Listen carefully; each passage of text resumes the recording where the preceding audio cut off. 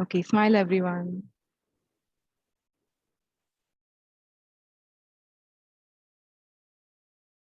Good afternoon, everyone. सबको मेरा प्यार भरा नमस्कार. I'm Aditya Bose, founder of ProBano, a Yatri in 2019, and today's host for the 10th chapter of the Yatri Story, which is titled From Farms. Which means that today we'll be discussing agriculture, agricultural technology, and how agriculture can create a nationwide amazing impact, which it has already been creating, and to spread that even more. So today we have some amazing guests with us. We have stalwarts from the Agritech industry whom we'll be talking to. And before we go on with the discussion, just a small snippet about the Yatri story, what it is and what it does. So it was started in 2020 by some amazing volunteer Yatris who wanted such social conversations to foster innovation, to foster collaborations in different sectors, to understand how our amazing Yatri alumni are doing stuff and how they are taking this world forward, and how all of us can contribute maybe in their journeys or can take some help and take our journeys ahead. So today's session, we'll be discussing a lot about how agriculture can create an even better nationwide impact and how we can contribute in the same. Our guest, Mr. Navneet Maheshwari, who is the product lead of Farmley, Mr. Ganesh Satav, owner of Satav Farms and farmer, Mrs. Manjushri Radhakishan Gulve from Gulve Natural Farms, Mr. Selva Varadrajan from Wilfresh. He calls himself Chief Executive Layman, which is a very interesting term, and which we'll ask him, how did he come up with this term? And Mr. Mayur Pawar, who is the MD and CEO of Wingrow Agritech. So, starting with the introduction, I just want to know that what inspired you to take up agriculture as a sector and as your profession. So, ladies first, as we usually say. So, Manjushri जी, पहले मैं आपसे पूछना चाहूंगा कि आपको कैसे प्रेरणा मिली agriculture यानी कि खेती को ज्वाइन करने का और इसमें अपना काम शुरू करने का. आपको कैसे लगा कि मुझे इसी क्षेत्र में आगे बढ़ना चाहिए और आप क्या करते हो, उसका एक छोटा सा इंट्रोडक्शन हमारे ऑडियंस मेंबर्स को दीजिए.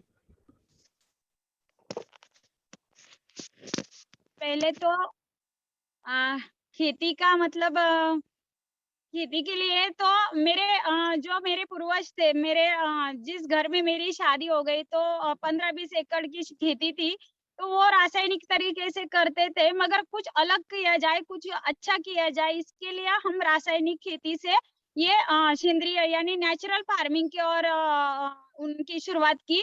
जैसे हमने अपने ताराचंद बेल जी को फॉलो किया, हमने सुभाष पालेकर जी को, उनके मेरे पति बहुत बड़े फैन है, उनको ज्यादातर उनके बहुत सारे शिविर वगैरह अटेंड किए.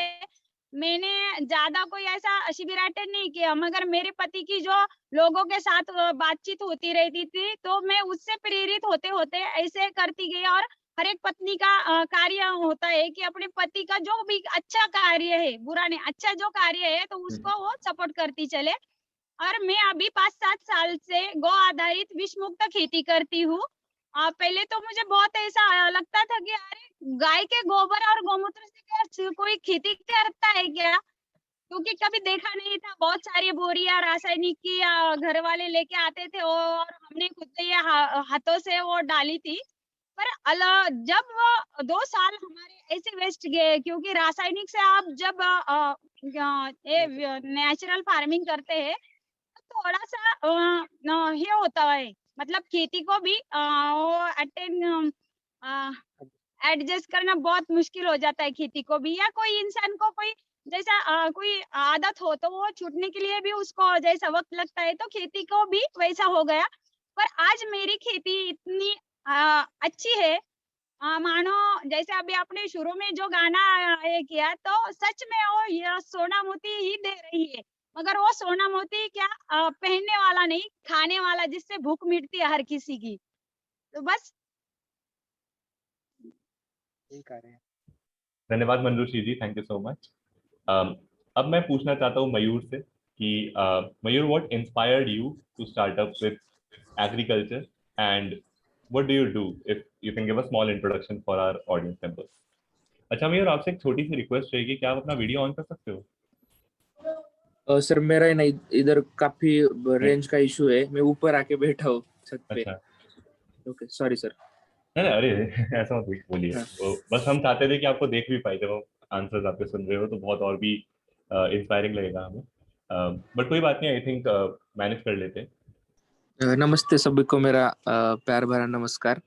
मैं मयूर पवार हूँ। मैं पुणे का रहने वाला हूँ। पुणे के पास मेरा शिरूर गांव है, छोटा सा। उसमें मेरा मतलब मेरे दादा परदादा और मेरे फादर भी खेती कर रहे थे। पर कैसा था कि मैं अभी किसान के परिवार में मेरा जन्म हुआ था, इसलिए मैं देख देख रहा था कि कैसे हमारे घर वाले लोग प्रोडक्शन ले रहे हैं, फिर उसके बाद जो सप्लाई चेन आगे की है, फिर वो एपीएमसी मार्केट में डाल रहे हैं, और फिर उसके बाद जो व्यापारी लोग जो होते हैं वो जितना पैसा दे रहे हैं उसमें कैसे है मेरे घर वाले लोग सब घर चला रहे हैं, और उससे कितना मतलब हमारे ऊपर प्रेशर आ रहा है, मतलब फाइनेंशियल और बाकी का सब जो कौटुंबिक जवाबदारी होते हैं उनका। तो मैं वो देख रहा था, और फिर कैसा हो रहा था कि हमारा दिन ब दिन घर की परिस्थिति कठिनाई बढ़ रही थी, और हम अच्छा उगा रहे थे पर बेच नहीं पा रहे थे। फिर एपीएमसी मार्केट में डाला तो कुछ भी नहीं मिल रहा था। इस तरीके से बहुत हालात बिगड़ते जा रहे थे दिन ब दिन, और मैंने देखा कि कुछ ना कुछ इसके लिए करना चाहिए। तो मैं थोड़ा बहुत उसके बारे में सोचने लगा। तो फिर मुझे ऐसा पता चला कि हम क्यों ना डायरेक्टली सब मिडल मैन बाकी के लोग हटा के डायरेक्टली हम कंज्यूमर तक हमारी सब्जियां जो हम उगा रहे इतने अच्छी क्वालिटी की, जो हम रेसिड्यू फ्री करके हम कर्ज करके डायरेक्टली उसके अंदर कुछ वैल्यू एडिशन करके क्यों ना हम डायरेक्टली कस्टमर को डायरेक्टली हम सेल कर सकते हैं। उससे हमारा अच्छा मतलब मुनाफा हो सकता है। तो इसके लिए मैंने फर्स्ट हमारे गांव के कुछ 20 किसानों को मैंने इकट्ठा किया 2017 को, और फिर हमने विंग्रो एग्रीटेक प्रोड्यूसर कंपनी की स्थापना की। उसका मोटिव ये था कि मतलब हम डायरेक्टली पुणे जैसे बड़े शहर में हमारे जो छोटे छोटे ग्रुप होते फार्मर के, वो बना के डायरेक्टली हम बेच सके। क्योंकि मेरा तो सेकंड ईयर में इंजीनियरिंग चल रहा था, पर उसके साइड बाय साइड मैंने काम चालू कर रहा था। फिर मेरा बीए भी चल रहा था साइकोलॉजी में, तो थोड़ा मेरे ऊपर प्रेशर था। पर मुझे करना था कि नहीं, इतने ये मेरा नहीं पूरे इंडिया का प्रॉब्लम है कि हम अच्छा उगा सकते पर बेच नहीं सकते। तो उसके लिए कुछ ना कुछ सोल्यूशन हमको निकालना ही पड़ेगा। तो फिर हमने डायरेक्टली थोड़ा फर्स्ट हमने फार्मर्स वीकली मार्केट चालू किया, उसको भी अच्छा रिस्पॉन्स मिला। और हम डायरेक्टली जो Maharashtra state marketing agriculture board होता है उसके साथ हम जुड़ गए। तो फिर उन्होंने भी काफी सपोर्ट किया, म्यूनसिपल कारपोरेशन ने सपोर्ट किया कि आप डायरेक्टली किसान आ रहे बेच रहे, तो डायरेक्टली बीच वाले लोग गायब होके डायरेक्टली लोगों को फायदा मिल रहा है। उससे हमारे कम से कम मतलब अभी 120 किसानों को रोजगार निर्मित हुआ है। काफी सारे मतलब कस्टमर है कि एकदम ट्रस्टफुली कस्टमर हो गए, क्योंकि वो हमारे मतलब जो वीकली मार्केट लगता है उसके लिए राह देखते हैं कि कब डायरेक्टली किसान आएंगे, क्योंकि उनको भी क्लीन फ्रेश ग्रीन अच्छी हरी सब्जियां उनके घर के बाजू में मिल रही है। और हम हफ्ते में एक ही बार उधर जाते हैं, तो थोड़ा वो क्रेज थोड़ा तैयार होता है कि नहीं कुछ ना कुछ अच्छा मिल रहा है। और इतने गांव से इतने दूर से किसान भाई लोग आ रहे हैं, तो उनको भी थोड़ा सपोर्ट करना चाहिए। थोड़ा इस तरह से सोशल अवेयरनेस भी बढ़ चुका है। और फिर उस हिसाब से हमने वीकली मार्केट स्टार्ट किया। हमारे तकरीबन अभी 14 फार्मर्स वीकली मार्केट है पुणे के अंदर। और हमें अभी हमने रिसेंटली टीसीएस फाउंडेशन है, उन्होंने भी हमको सपोर्ट करना चालू किया कि इस तरह के मॉडल पूरे इंडिया में कैसे हम रिप्लिकेबल कर सकते हैं, उसको कैसे स्केलेबल मॉडल डेवलप कर सकते हैं, ताकि और ज्यादा किसानों को उससे फायदा हो, और लोगों का अच्छा इनकम सोर्स बढ़े, और अलग अलग जो बेचने वाली चीजें है उसके ऊपर फोकस करके उनको कैसे अच्छा तरीके से फायदा हो। तो इसके लिए अभी हमारे पास 750 फार्मर है। तो हमने अभी रिसेंटली इंडियन एयरफोर्स जो है उसको भी कुछ टेंडर हमने पास वन किए, तो उसके लिए हमारा डायरेक्टली इंडियन एयरफोर्स भी हमारा सप्लाई जा रहा है। तो अच्छा ग्रुप अभी बैठे हम, बैकवर्ड लिंकेज और फॉरवर्ड लिंकेज दोनों भी हम अच्छे तरीके से काम करें, ताकि ज्यादा से ज्यादा वेस्टेज कम हो लेवल के, उससे डायरेक्टली किसानों का फायदा हो, और जो बीच वाले मिडल मैन कट होकर पूरा के पूरा जो पैसा है डायरेक्टली हो फार्मर को मिले। तो आप बोलेंगे कि अरे ये तो सब फार्मर के लिए, तो हाँ आपका कैसा चलता होगा कि आप कैसे रेवेन्यू जनरेट करते होंगे, या आप कैसे पैसे कमाते होंगे। तो हम उस तरह से लोगों को जो हम स्टॉल लोकेट करते हैं उसके लिए पूरा हमारा मैनेजमेंट रहता है। हमारे लोग किसान उधर आते बेचते, तो उसके लिए कुछ मार्केटिंग करना पड़ता है, उस जगह का कुछ भाड़ा होता है। इसके लिए हम कुछ सर्विस चार्जेस हम फार्मर से लेते हैं, वो मात्र 200 या 300 रुपये होता है पर डे का। तो उसके लिए किसानों को भी कुछ दिक्कत नहीं है। और हमको भी उतने में हम काम कर रहे हैं, हमको इतना कुछ प्रॉफिट नहीं मिल रहा है, पर उससे काफी अच्छा इम्पैक्ट हमारे फार्मर कम्युनिटी में आया है पुणे के अंदर, और अच्छे तरीके से हमारा काम अभी लोगों को दिख भी रहा है और काफी हमको लोग उसके लिए अप्रिशिएट भी कर रहे हैं। थैंक यू सो मच मयूर, आपने बहुत ही इंस्पायरिंग जर्नी अपनी बताई. So Navneet is a little more towards the tech side of agriculture. So I would also want to understand from Navneet. Navneet, what motivated you to come towards this sector? तो मैं जैसा कि मैं हिंदी में रखता हूँ कम्युनिकेशन, तो बाकी लोग को भी समझ में रहेगा. हाय एवरीवन, मैं नवनीत महेश्वरी. मैं इंजीनियरिंग की है, एंड उसके बाद इंजीनियरिंग के समय से ही मुझे थोड़ा इंटरेस्ट था इस डोमेन में जाने का. एंड देन उसमें नॉर्मल सॉफ्टवेयर लाइन में जॉब लगी थी. देन वो लगा कि नहीं, उस चीज़ में नहीं जाना है. मैं ज्वाइन भी कर रहा था इन्फोसिस मैसूर में, बट मैं थर्ड डे यहाँ पर रिज़ाइन कर दिया था, बिकॉज आई फेल्ट दैट कि इस चीज़ में मन नहीं है. समथिंग वर्क ऑन ग्राउंड और समझना है एग्रीकल्चर होता क्या है. तो I am from business family, मेरी फैमिली का बिजनेस है नागपुर में, एंड दे आर उसमें इन्वॉल्व थे. दे वर इन शॉक कि भाई अपनी ना खेती है, ना ज़मीन है, ना वो कुछ समझता है. And you have never seen, तुमने देखा नहीं कभी होती क्या agriculture. And you wanted to get into that domain में जाने की इच्छा है और करने का मन है. तो then I told them, I try convincing them कि गिव मी 6 months. तो मैंने 6 महीने निकाले. आई टोल्ड देम कि आई केम अप विद प्लानिंग कि मैं खुद से करके देखता हूँ कुछ एक्सपेरिमेंट. तो उस टाइम मेरे पास में जगह तो नहीं थी. तो लेट्स आई थॉट कि लेट्स डू अर्बन फार्मिंग. तो मेरे घर पे अराउंड टेरेस 2000 स्क्वायर फीट की है. तो I took around 20,000 rupees for my father, and मतलब कि मैं 20,000 दो, मैं यहाँ पे पूरी फार्मिंग करूँगा छत के ऊपर ही पूरी. तो then I visited Bombay. Bombay गया था मैं, वहाँ पे अंडरस्टैंड किया अर्बन फार्मिंग कैसे होती है, how can grow fruits vegetables on your terrace itself. तो वो एक्सपेरिमेंट किया, उससे समझ में आया कि बहुत डिफिकल्ट नहीं है, इट कैन बी डन, और वो हो सकता है. एंड मुझे 6 महीने के अंदर काफ़ी अच्छे रिजल्ट आ गए थे छत के ऊपर से ही. मतलब जो घर की सब्जियां का नीड थी, अराउंड 30-40% नीड हम कवर कर पाए थे छत की वेजिटेबल से. तो वो चीज़ से लेके फिर मुझे लगा कि मुझे हाथ हाथ गंदे करना और मिट्टी में काम करना, तो और उसको टेक से कैसे इंटीग्रेट करना, उसको टेक्नोलॉजी कैसे लेके आना, ये मुझे मेरा फोटो समझ में आया कि दिस समथिंग जो मुझे आगे भी लेके करना है, और इस चीज़ को मैं स्केलेबल कर सकता हूँ. तो उसके बाद फिर धीरे धीरे मैंने एक और एग्रीटेक स्टार्टअप है क्रॉपिन, जो फार्मर जो फार्मर ग्रुप्स होते हैं उनको मैनेज करने के लिए एक टूल है. जैसे आप मयूर ने बात किया कि वो 750 फार्मर्स हैं, बट जब कल जाके ये अगर 10,000 फार्मर हो जाएगी, तो मयूर को वो मैनेज करने के लिए एक तो डिफिकल्टी रहेगी. इन लोगों को कैसे मैनेज करना, सबको इनपुट्स कैसे देना, सबको समझाना कैसे. तो उसके लिए एक टूल बिल्ड किया है उस कंपनी ने. उस कंपनी में मैंने अराउंड 2 साल काम किया, और उस कंपनी के थ्रू मैं जितने भी इंडिया की आप बोल सकते हैं एफ है और कॉन्ट्रैक्ट फार्मिंग कंपनीज है, उनके साथ मिलकर हमने इस टूल को इम्प्लीमेंट किया है. तो वो एक अलग लर्निंग रही है कि टेक्नोलॉजी के थ्रू कैसे फार्मा ग्रुप्स बन सकते हैं, और कैसे एग्रीगेशन और कंसंट्रेशन हो सकता है. तो एक एग्जांपल मैं भी कुछ बता सकता हूँ कि इसमें एक ऑर्गेनाइजेशन है अनंतपुर डिस्ट्रिक्ट में, टिम्बक्टू कलेक्टिव करके. तो वो Bablu Ganguly is the founder है. और वहाँ पे जब वो एक एनजीओ है जो around पिछले 25 साल से है. एंड देन मैं उनसे पहले बार मिलने मीटिंग हुई थी, तो उनको बताया कि टूल ऐसे यूज़ कर सकते हैं, यहाँ पे ऐसे इम्प्लीमेंट हो सकता है. तो वो थोड़े रिलक्टेंट थे कि यार टेक्नोलॉजी यहाँ पे नहीं चलेगा, गांव में लोग फ़ोन नहीं यूज़ करेंगे यहाँ पे, मैं उनको कैसे समझाऊंगा, किसान लोग को फ़ोन नहीं समझता है. देन वहाँ पे उन्हें फिर लेके आए मेथड्स कैसे हो सकते हैं. तो ये मुझे लगा कि टेक आ रहा है धीरे धीरे इस फील्ड में, एंड टेक से इम्पैक्ट आ रहा है. हमने यहाँ पे बेस्ट पैकेज ऑफ प्रैक्टिस बनाए कि अगर ऑर्गेनिक फार्मिंग करने के पैकेज ऑफ प्रैक्टिस क्या हो सकती है सबसे अच्छी.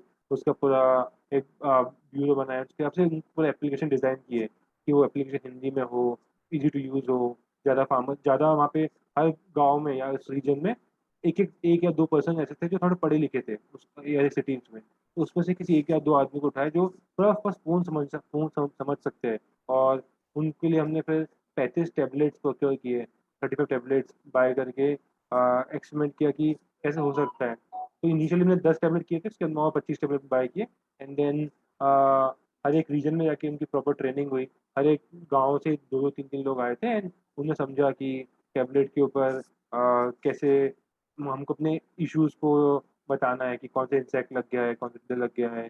तो व्हाट्सएप एंड जैसे टूल्स की जैसे जैसे अपन देखते हैं कि अपन जैसे ऑर्गेनाइजेशन बड़ी होती है इन कॉर्पोरेट वर्ल्ड में, हम पहले एक्सेल पे काम करते हैं, then we move to Jira, then we move to more comprehensive tools. Same goes with this. मुझे रियलाइज हुआ कि आप अगर 10 फार्मर है, 20 फार्मर, तो ये सब टूल्स की जरूरत नहीं है।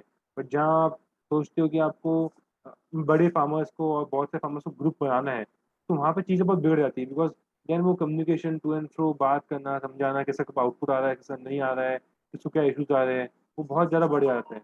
उस चीज़ में टूल्स काम आते हैं। वहाँ पे 1-2 साल वहाँ पे मैं रहा था। ये सब एक्सपीरियंसेस है काफ़ी सारे कॉन्ट्रैक्ट फार्मिंग के बाद में। एंड देन मैं अभी एक ऑर्गेनाइजेशन में हूँ जहाँ पे हम मार्केट प्लेस बिल्ड करने प्लान कर रहे हैं। एक B2B कॉमर्स का एग्रीटेक आप बोल सकते हो, उस पर प्लान कर रहे हैं। वे वर्किंग ऑन की कैसे कोई फार्मर प्रोड्यूस करता है उसको कैसे एंड तक पहुँचा पाए। तो इधर हमारी कुछ लर्निंग ऐसे रही है कि फार्मर्स का जो एंड, जैसे आप सबको आइडिया होगा कि फूड की वैल्यू, आलू आप खाते हैं उसकी वैल्यू 20 रुपये किलो है, बट चिप्स की वैल्यू बहुत ज़्यादा होती है। तो प्रोसेसिंग कॉस्ट से काफ़ी चीज़ें बढ़ जाती है। तो और ये तभी पॉसिबल है जब आप ये रीच एक स्केल, ये तभी पॉसिबल है आप एक स्केल पे आप कर पाओ। स्केल रहेगी तो आप फैक्ट्री कर सकते हो या कुछ कर सकते हो। Individual farmer basically whole objective है इसकी इंडिविजुअलिटी के ऊपर, तो बेटर आप एक कम्युनिटी समान काम रहेगा तो चीज़ें you can create your own brand. आपने चीज़ें कर सकते हो। जो FPO मॉडल आज आते आ रहे हैं, तो वो चीज़ें को कैसे टेक हैंडल कर सकता है, इस चीज़ हम काम कर रहे हैं कि we are working with some FPOs here as well, जो हमारे लिए बिहार में मखाना ग्रो कर रहे हैं। एंड देन हम उनसे मखाना कंसल्ट कर रहे हैं कि मखाना पे कैसे क्वालिटी इंप्रूव कर सकते हैं, मखाना कैसे ग्रो कर सकते हैं। एंड देन उसका हम जो प्रोड्यूस पर आ रहा है, अभी we are into buyback scheme के विद देम, एंड उनको प्रोक्योर करके उसका हम रोस्टिंग करके we are supplying to all the major companies in India, big basket, Big Bazaar everywhere. And then हम खुद के ब्रांड के साथ में एक मार्केट प्लेस बिल्ड किया है। उस मार्केट प्लेस में बाकी लोग अपने प्रोडक्ट लिस्ट कर सकते हैं। अब सप्लाई साइड हम काम कर रहे हैं। तो ऐसी जर्नी रही है। Thank you so much Navneet. बहुत ही इंटरेस्टिंग जर्नी रही है फ्रॉम अ यूजर इनोवेशन की जब आपने खुद फार्मिंग शुरू किया वहां से लेकर now enabling other amazing farmers. So coming to you, Selva, and by the way, Selva was also a placement officer and career counselor, like I'm trying to become today. Before this, so how did that shift happen, and what motivated you to come to agriculture? Hey, thank you. Wilfred's greetings, friends. I'm Selva Kumar Varadarajan, representing a company called Layman Agro Ventures Private Limited. The brand is Wilfred's, as you could see. I didn't come to agriculture, brother. I came back to agriculture. Okay, and it was in 1991 that I started first as a school-going kid that was in 6th standard. As Mayur was telling, when you give the agro outputs to, or when you sell through APMC kind of mandi, the middleman, the pain point he was talking about. Ganesh was also telling during our previous discussions that he needs a better market connect. So the key problem in Indian agriculture sector is you produce whatever, you harvest whatever, but how you are taking it to the end customer. So as a school going kid, I used to accompany my grandfather. That was in 1991. We take tomato to the APMC Mondays, and 4 or 5 people who come there for the auction, they decide the price. 20 kg basket, it will never go beyond 75 to 85. That is the range they fix.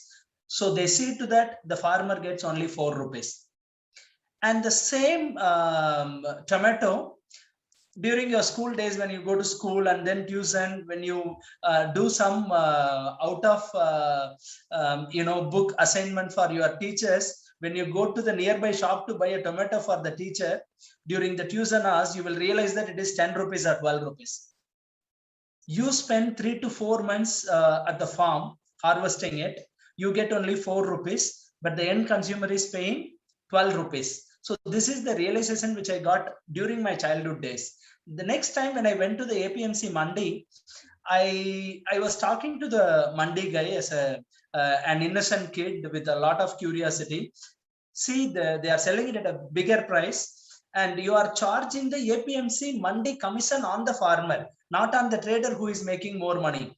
So that was the simple question. Then the gentleman told to my grandfather that don't bring this little one henceforth, otherwise you will not be able to sell your produce here.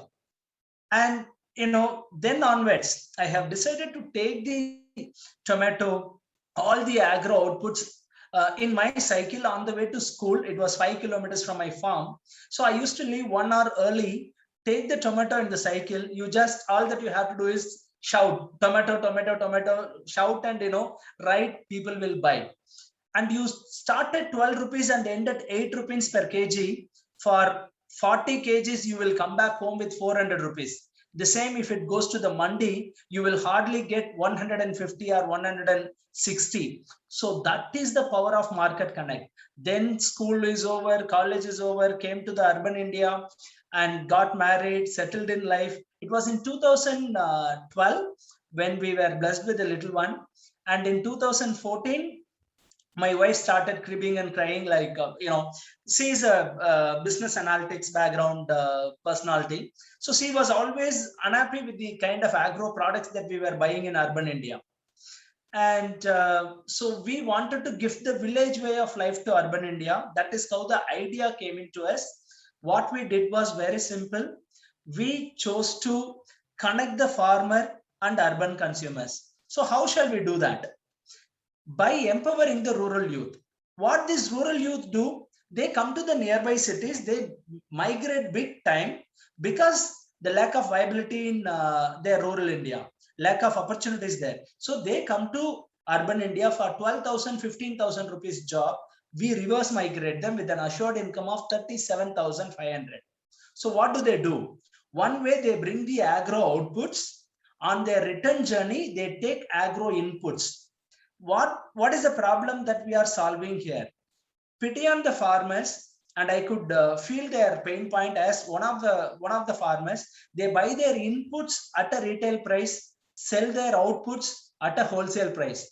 No other business would ever do this. So there is fundamentally something wrong here. So what we are doing through our innovative supply chain, we are supplying their inputs at a wholesale price, and we are procuring their outputs at a retail price. This is how all started, and it has been 5 years now, and we are a 50-member team in Coimbatore, and we have done more than 1 million deliveries so far, and we are gifting village way of life to urban Indians through the reverse migration of rural youth.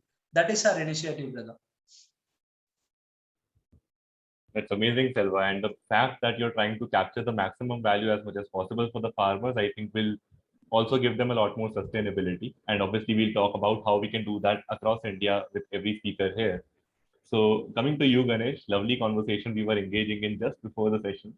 So would probably ask you to repeat some parts of it during this conversation as well. So request you to introduce yourself and to help us understand that what inspired you to come to farming. So hi everyone, this is Ganesh here, Ganesh Sato from Pune, and I have been practicing farming since 2010. So how I went to farming is basically my grandfather has been a farmer, and before him everybody's been a farmer apart from my dad. And we had our own farmland like very nearby, and I had seen my grandfather cultivating flowers basically at his farm in my childhood. And we were like, I was asking my dad then why we are not doing it. So my dad was like, this is not the viable option.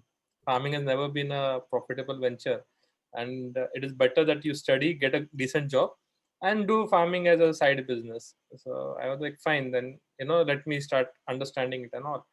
And then I started looking into it. My dad was a touring staff, so he was not able to pay attention to farming as it is. So then after my journey with chemical farming, I found out that it is not a sustainable way of doing farming. And then I tried organic farming also for a year, and I found it to be very expensive at my side. Then I stumbled upon natural farming. So I saw a few videos about natural farming from Padma Shri Subhash Padekar, and then it was like a eye opener that okay, this is something like the ancestors used to practice at our farm. And then my farm person, the caretaker at my farm, his name is Gangadhar, and then he attended a workshop on natural farming. He got the basics done, and then we started experimenting at our farm, and things have been really good since then. We have become a sustainable farm. When I say sustainable, is that I am not dependent on for any kind of input and any kind of outside world's interference required to do the farming. So basically, I produce my own fertilizer, that is Jivamrut. I make my own pesticide if required from the herbs or from the plants or trees that we have at our farm. Then for making Jivamrut, we require jaggery or sugarcane juice. So we already have our own sugarcane. We have a small juice extracting machine in our farm. We use that, and you require gram flour, which is already grown at our farm. So this way we became independent. So today, if any fertilizer workshop or shop is closed, I am not, dependent on him to provide fertilizers to me, which is one of the key aspects of, you can say, the exploitation that is happening for when it comes to farming. Apart from that, I have tried to make the process very simple. If anybody wants to go to farming, and then he can visit my farm, we allow them to take photographs, videos. We also try to understand what all challenges they must be facing at their side. So we try to resolve it or try to replicate the same challenge at our side. And then we try to find out how we can clear them or help them. So that is what we have been doing. And I think Keshav Raigavkar is here. Namaskar, sir. And he's asked me question, what all crops you have in your farm? So basically, I am expert in banana, and from few years I've started also growing sugarcane at my farm. So this is a small introduction, or you can say what I do at in natural farming. Amazing, Ganesh. Thank you so much. And the good part is that the audience questions have already started coming in. So my request to the audience is that please keep asking the questions the way you are. In some of them, if they are short, like Keshav sir's question, we answered it immediately. In case it's a longer form question, then we'll wait till the end of the session and definitely come back to an answer. So coming back to Manjushri जी, तो मंजूश्री जी आपसे जब मेरी phone पे बात हो रही थी इस सेशन से पहले, तो बातचीत के दौरान ये बात आपने मुझे बताई कि सबसे ज्यादा जो नेचुरल फार्मिंग से फायदा हुआ है, सबसे पहले आपके परिवार को हुआ है, आपके परिवार के स्वास्थ्य में और उनके एक जीने के तरीके में काफी बेहतर एक सुधार आया है। और मैं जानना चाहता हूँ कि आपको किस पल में ऐसा ज्ञात हुआ कि हाँ अब चीजें बेहतर हो रही है, और ये कैसे हुआ आपके नेचुरल फार्मिंग के जरिए? जी, जब हम ये नेचुरल फार्मिंग करते थे, तो शुरू में जो भी खेत से उगाया हुआ जो भी सब्जी वगैरह है या फल वगैरह है, तो वो खुद अभी पहले खाते थे, और जो भी कुछ मेहमान आते थे तो वो उनको हम थैली भर के वो देते थे। तो वो उनके थ्रू भी पता चल गया कि अरे उसका स्वाद और इसका स्वाद अलग अलग है। और हमेशा किसान क्या करता है, खुद उगाता है, सोना उगाता है, मगर बेचने के वक्त हिचकिचाता है और ऐसे कौड़ियों के मोल में वो दे देता है।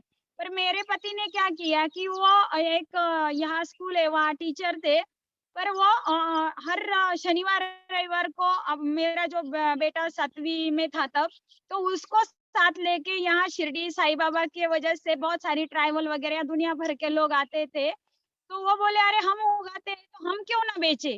तो उन्होंने वो स्टॉल ऐसे रोड पे लगाते थे, और बाकी जो कुछ ये होता था ना, बिकते थे, और लोगों के मुंह से वो पता चल जाता था कि कस्टमर के थ्रू का, अरे वहाँ तो हमने खरीदा था, उसका स्वाद अच्छा नहीं और आपका बहुत अच्छा लगता है।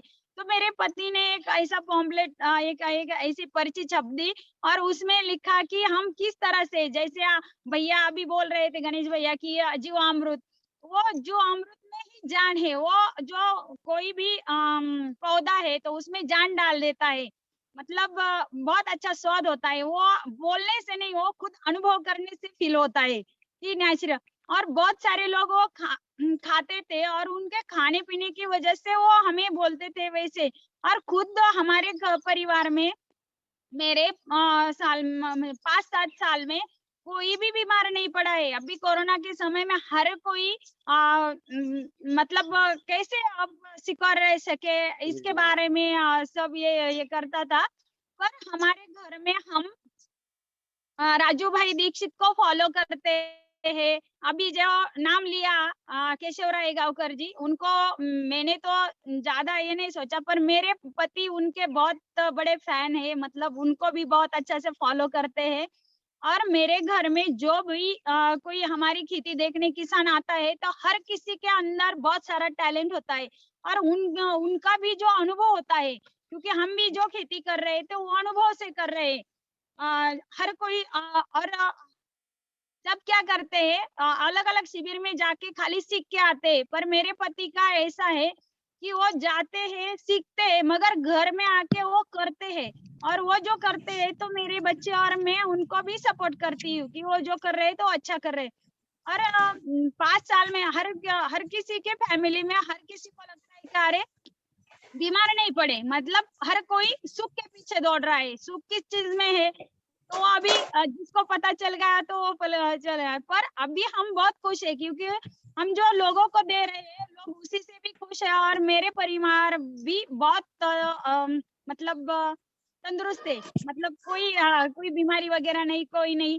तो मुझे जो सुख मिला है तो वो मुझे बांटने का काम करना है। बहुत ही बढ़िया विचार है मंजूश्री जी, और मैं उम्मीद करता हूँ, दुआ करता हूँ कि आपका परिवार जैसे पिछले 6-7 साल से बीमार नहीं पड़ा है, उम्मीद करते हैं कभी भी ना बीमार पड़े और हमेशा ही ऐसे स्वस्थ रहे।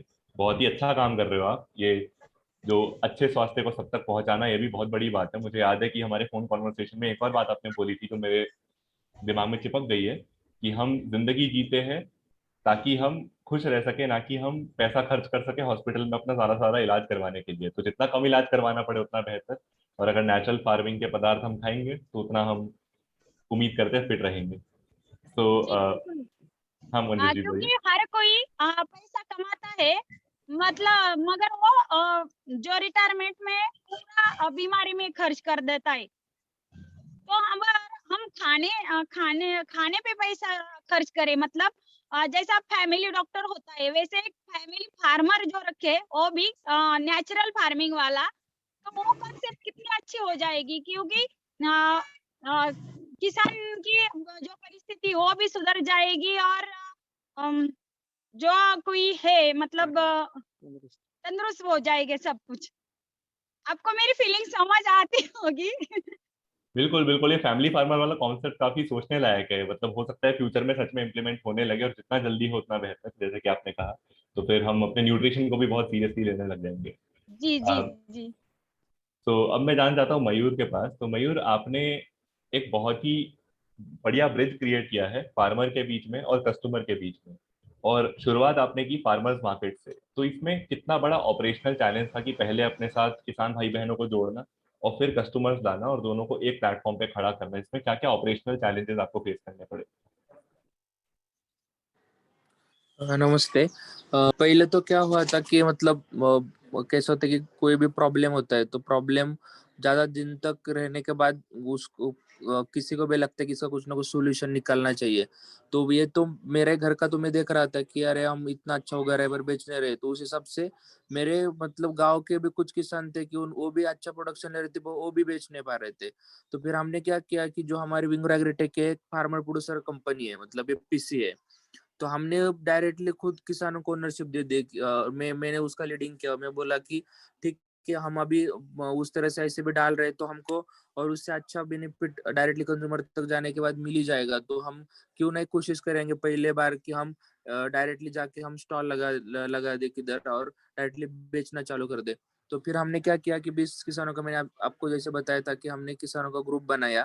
फिर उसमें से हमने पूरी वैरायटी हमने डिस्ट्रीब्यूट किए। 2 लोग मतलब 2 बैंगन प्याज, 2 लोग आलू टमाटर, इस तरह से, या कुछ गवार भिंडी, इस तरह से 2-2 लोगों ने 2-2 4-4 वैरायटी उन्होंने प्रोडक्शन करना चालू कर दिया। उसके बाद हमने उसका पूरा मतलब मतलब हमारे गांव में ज्यादातर पिकअप व्हीकल होती है जो मतलब 2 से 2.5 टन का वो लोडेज लेके जाती है। तो हमने उसको व्हीकल का मैक्सिमम यूटिलाइजेशन किस तरह से करना है, इसके लिए हमने फिर क्या किया कि अकेला 1-2 किसान जाएंगे तो फिर क्या होगा, उसको भाड़ा ज्यादा लगेगा, फिर उसका जो प्रॉफिट मार्जिन वो कम हो जाएगा। उसमें से कुछ बचा तो फिर उसके ऊपर रिस्क आएगी। तो हमने ग्रुप में काम चालू कर लिया, और फिर हमने जो 2-3 ग्रुप है उनको इकट्ठा करके 4-5 गांव के लोगों को हमने इकट्ठे करके एक ही व्हीकल ले ली और उसके अंदर हमने शेयरिंग पे डायरेक्टली ट्रांसपोर्टेशन का भी हमारा जो कॉस्ट था वो हमने मिनिमाइज कर लिया। दूसरा क्या था कि उसी दौरान एग्रीकल्चर डिपार्टमेंट में आत्मा होता है, तो आत्मा के अंतर्गत भी काफी फार्मर्स ग्रुप भी एक्टिव हो रहे थे। उनको भी मोटिव था कि उस फार्मर्स ग्रुप को हम डायरेक्टली कैसे कंज्यूमर तक जोड़े और ताकि उनका भी बेनिफिट हो सके। तो फिर हमको एमएसएमई के थ्रू कुछ किसान मिले जो डायरेक्टली महाराष्ट्र गवर्नमेंट ने जो किया था कि फार्मर्स टू कंज्यूमर, उसके लिए कुछ अप्लाई करे थे, वो हमारे साथ किसान जुड़े। फिर जो मैंने आपको बोला कि एग्रीकल्चर डिपार्टमेंट के थ्रू किसान जुड़े और जो हम भी कुछ मोटिवेट कर रहे थे लोगों को गाँव गाँव में जाके कि आप करो, आपको डायरेक्टली बेनिफिट होगा। उसमें से हमने जो बैकवर्ड लिंकेज था उसका हमने स्टैंडर्डाइजेशन किया और लोगों को मिनिमम कॉस्ट में किस तरह से वो पुणे में आके आ सकते उसका हमने पूरा प्लानिंग किया।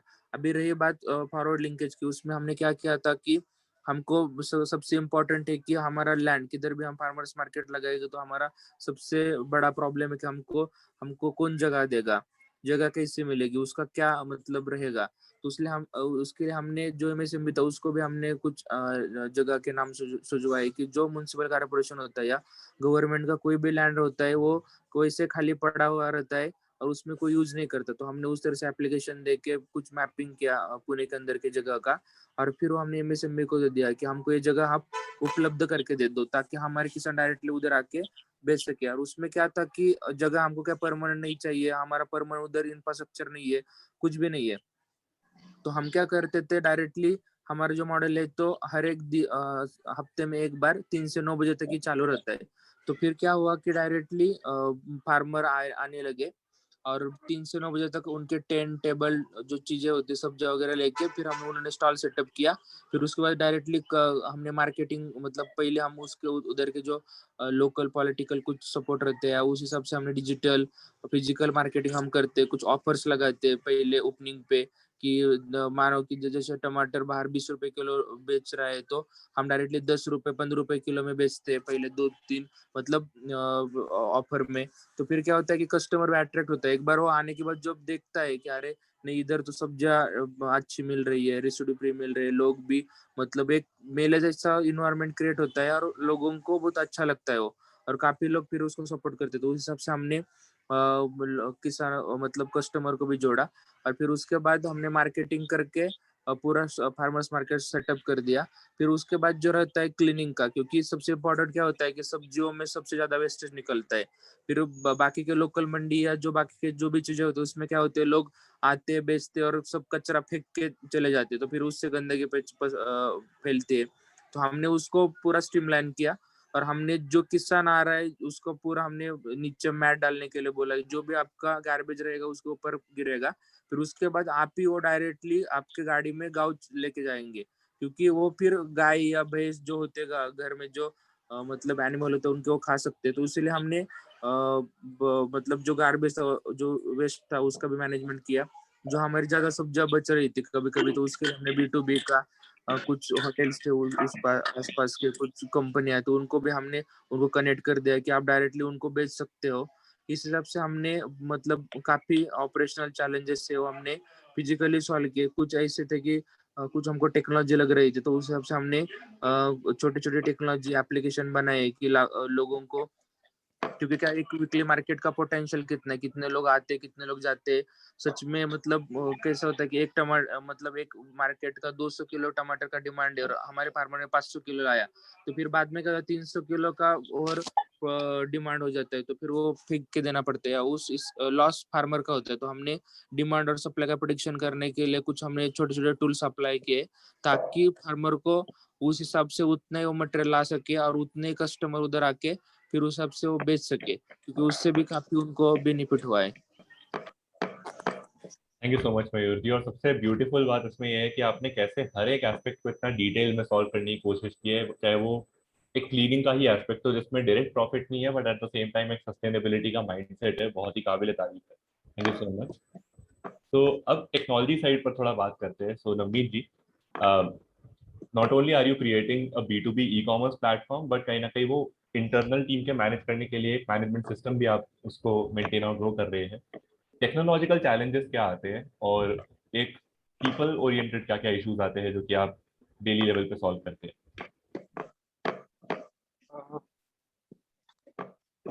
मैं अभी अपनी जो करंट पर्सपेक्टिव है उसके आपसे फिर बात करता हूँ कि क्या टूल्स है और कैसे टूल्स कैसे काम हो सकता है। तो एग्जांपल ले सकते हैं, जैसे सपोज आपको मयूर ने एग्जांपल लिया कि उसको फार्मर डेटा कैप्चर करना है, और मंजूश्री मैम बता रहे थे कि उनको जो इन्फॉर्मेशन है वो कैप्चर करना है। तो सबसे इम्पोर्टेंट पार्ट होता है डेटा कलेक्शन, तो डेटा कहाँ का पॉइंट कैप्चर हो रहा है और कहाँ का मैनेज करना है। तो अब मार्केट में अभी ऐसे बहुत सारे टूल्स आ गए हैं, मतलब जहाँ आप इजीली एक फ्रंट फेसिंग कुछ भी ऐप बनाना हो या कुछ भी एक फॉर्म बिल्ड करना हो, तो आप बेसिकली गूगल शीट को यूज़ कर सकते हैं। ये इनिशियल लेवल पे, मतलब अगर आपकी छोटी ऑर्गेनाइजेशन है जहाँ ये आपका फंड्स नहीं है कि आप उसको लेवरेज कर पाए मैनेजमेंट के लिए और कुछ टूल्स यूज़ कर पाए, तो उसके अलावा भी बहुत सारे टूल्स आ गए जहाँ आपको ज़रूरत नहीं है बहुत ज़्यादा पैसे खर्च करने की। तो अभी हम इस चीज़ पे काम करते हैं, जैसे सपोज एक बेसिक फॉर्म प्रोक्योर करना है। जैसे कोई बंदा गया है और उसके लिए ग्राउंड पे जाके किसानों का डेटा कलेक्ट करना है, तो अभी तक क्या होता था कि लोग जाते हैं अपनी डायरी में पेन लिखते हैं, उनसे लिखते हैं। उस चीज़ में लॉस ऑफ डेटा और कितना ट्रैकिंग करना हो, कहाँ पे कितना आउटपुट कब आने वाला है, वो सब अपडेट करना बहुत मुश्किल आता है। तो एक बहुत छोटे टूल्स है, जैसे एक टूल है ग्लाइड। ग्लाइड टूल होता है जो आपने ड्रैग एंड ड्रॉप करके आप उसकी एक बेसिक सी within 2 hours you can make your own mobile application. तो ये भले हो सकता है कि जो फार्मर्स है वो ना कर पाए या एक फार्मर ने डेवलप किया, बट एक जो अगर कम्युनिटी फार्मिंग जब होती है, कुछ बन रहा है, कुछ कंपनी जैसे रन कर रहा है, तो उस चीज़ के काफ़ी यूजफुल होता है। तो सेम वो ग्लाइड को आप गूगल शीट से कनेक्ट कर सकते हैं, एंड गूगल शीट के थ्रू जो भी डेटा आपको आना है वो इमीडिएटली कैप्चर हो सकते हैं। कैन मेक डेटा स्टूडियो के थ्रू डैशबोर्ड बनाने हों और रिपोर्ट्स निकालनी हो कि क्या प्रोजेक्शन आने वाले अगले 4 हफ्तों के। तो वो एक एक्सपेक्ट पे अभी हम काम कर रहे हैं। और सेकेंड एक्सपेक्ट होता है कि कन्वर्जन। तो कभी भी जैसे अपन कोई चीज़ लेते हैं, उसका फार्मिंग वैल्यू भी ज़्यादा होता है, बट उसका जब तक आप प्रोसेसिंग नहीं करते हो एंड एंड प्रोड्यूस तक, उसका अलग ही रेट चला जाता है। जैसे वी टॉक अबाउट मिर्ची। मिर्ची आपको आई थिंक मिलेगी 4 से 4 हज़ार रुपये पर क्विंटल के आसपास के कुछ भाव में मिलेगी। बट जब उसकी MDH एवरेज उसको मसाले बनाता है, उसका अलग रेट चला जाता है। तो वो एक एक्सपेक्ट समझना बहुत, मुझे लगता है जो अभी मैंने सीखा है पिछले 2 साल में, कि branding and image creation is a whole domain. FMCG domain ये पूरा एक डोमेन है। बट ये नॉलेज एक ग्राउंड लेवल पे होना, और एक जब कम्युनिटी से बिल्ड हो रही है, वहाँ अगर उनको नॉलेज मिल पाए तो ये काफ़ी उनके लिए बेनिफिशियल रहेगा। Because they might not know how to launch a brand, और कैसे ब्रांडिंग कैसे करनी है, कैसे प्रोडक्ट को पोर्ट्रे करना है कि ये कैसे क्वालिटी है। बट उस चीज़ पर काम हो पाए, बहुत ज़्यादा एक्सपेंसिव पार्ट नहीं है। मतलब विद द करंट चीज़ें हो रही है, बहुत से मशीनरी आ गई है कि you don't need to setup a very big machinery, but एक स्मॉल मशीन के थ्रू भी चीज़ें हो सकती है। हमारा जो एक्सपीरियंस रहा है अभी तक का, कि हमने ट्राई किया था कि पहले हम सोचे थे कि नीड टू बाय बहुत बड़ा रोस्टर खरीदना पड़ेगा, बहुत बड़ा फ्लेवरिंग मशीन लेनी पड़ेगी, बट ऐसा कुछ जरूरत पड़ी नहीं। मतलब फ्रेंकली हमने जब फार्मर से प्रोक्योर किया मखाना, और हमने काजू प्रोक्योर किया था यहाँ पे मैंगो रीजन से, तो वहाँ पे हमने इमिडिएटली बहुत सी एजेंसीज है, मतलब जैसे अपन बिजनेस में होता है आउटसोर्स करते हैं चीज़ों को कि दिस पार्ट आप ये कर लो, आप वो कर लो। वैसे you will find 100 agencies. Suppose farmer group है, उसको अगर सपोज टमाटर है, टमाटर से उसको अगर अपना सॉस बनाना है, तो there will be 100 companies will make you do this and you brand in your own branding में। आप अपनी खुद के अलग लेबलिंग और ब्रांड निकाल देंगे, तो उसका जो वैल्यू पोजिशन है बहुत ज़्यादा बढ़ जाता है। ये हमारा रिलेशन रहा है। तो जो इनिशियली हमने फार्मर से लेते थे माल makhana, we used to pack in 50 kg bag, और उसको हम कंपनी को बेच देते हैं। We used to earn hardly 5%, 3%, 4%, 5% margin के आसपास। बट जब हम उसके वैल्यू प्रोपोर्शन में गए, तो थोड़ा टाइम लगा। वी माइट नॉट, हमने स्केल तक नहीं पहुंच पाए, हम पार्शल करने लग गए। जैसे 30-40% use to do on bulk, बाकी हम अपने खुद के ब्रांडिंग के लिए करने लग गए। बट ये जर्नी में रिलेशन ये हुआ कि जब तक हम ये पूरी साइकिल कवर कर लेंगे ना एंड कंज्यूमर तक पहुंचने का, और ये वैल्यू एडिशन ऐड करने का उसके ऊपर, वहाँ पे बहुत अच्छी margin, 30% margin on FMCG products पे, from manufacturing to end consumer. तो ये मतलब मैं बताना चाहूँगा कि अगर तो जो चीज़ इन्वॉल्व है, ये मेरी लर्निंग रही है पिछले 1 महीने की, जिससे टेक्नोलॉजी कैसे कहाँ पे इंटरवीन कर सकता है, एंड आउटसोर्सिंग आप कैसे लेवरेज कर सकते हो मूव करने के लिए। Thank you so much, Navneet. That's a great perspective on how we can increase the value capture of the farmers and increase their margin by incorporating small aspects of technology into the whole system. Now coming to Selva, that's exactly where you are also focusing on helping farmers increase their margins and the amount of money that they can earn from their produce, because as you said in the initial problem statement, it is much lower than what it should be. You're doing it at your level and you want to expand it across India. In fact, you use a very nice terminology for it, which is light green revolution. So, how does Wellfresh do it, and how do you think we should do it all across India? Okay, the thought process behind light green revolution is simple. Korean juice is white. He started with milk, and MS he started green. So we are starting with milk, then venturing into greens. So we put it white plus green, light green kind of. Okay, keeping that aside, how we started was very simple. We reached out to the farmers at the outskirts of Coimbatore and we signed up with them, and we identified the rural youth from the same locality who will play the role of a market connector. So the first commodity that we chose was milk.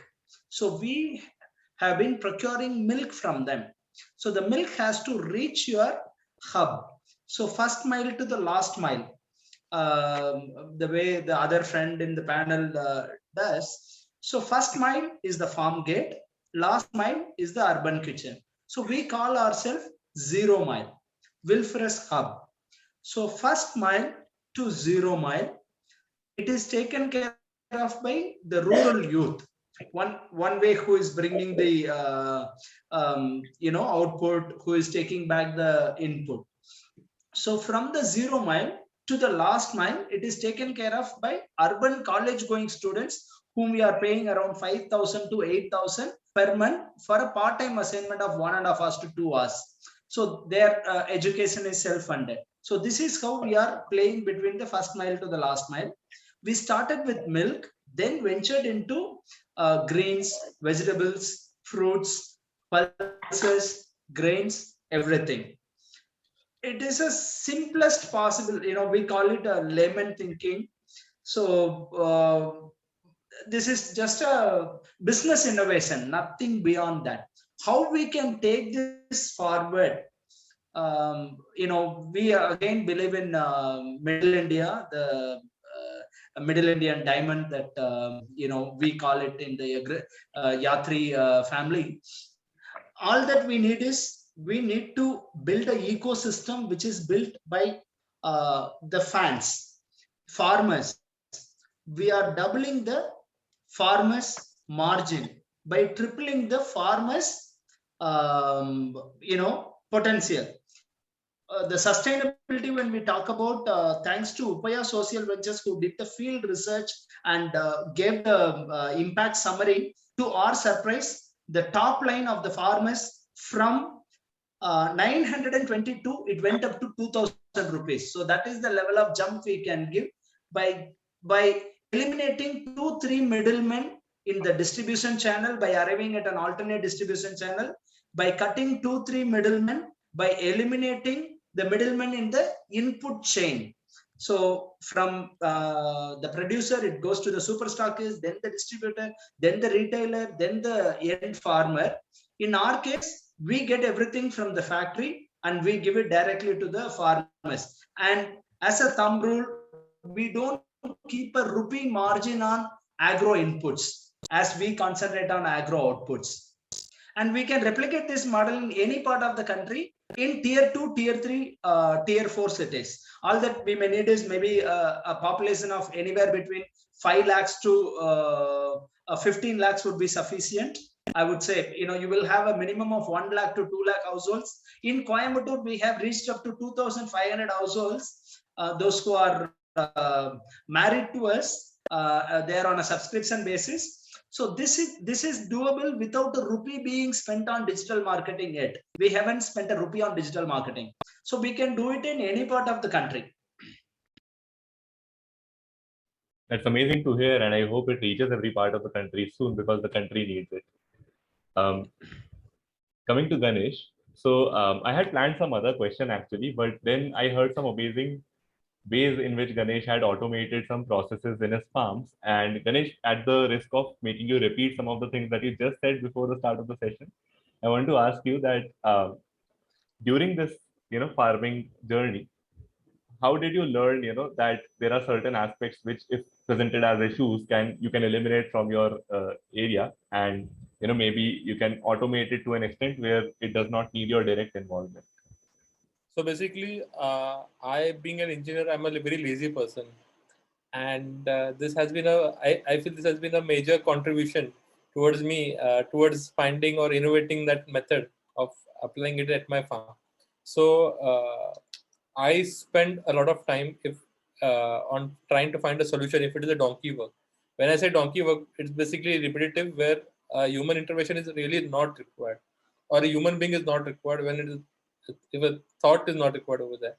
So then it is very, very important that I start finding a solution, because someday my farm has to be sustainable without any human being present there.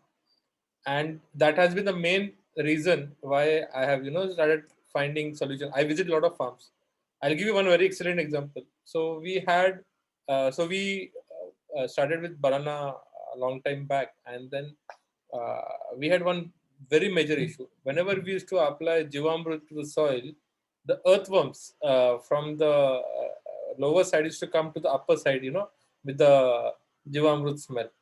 And at night, we used to have wild boars coming in at the farm. They used to, they are there to only consume earthworms and not to harm your farm.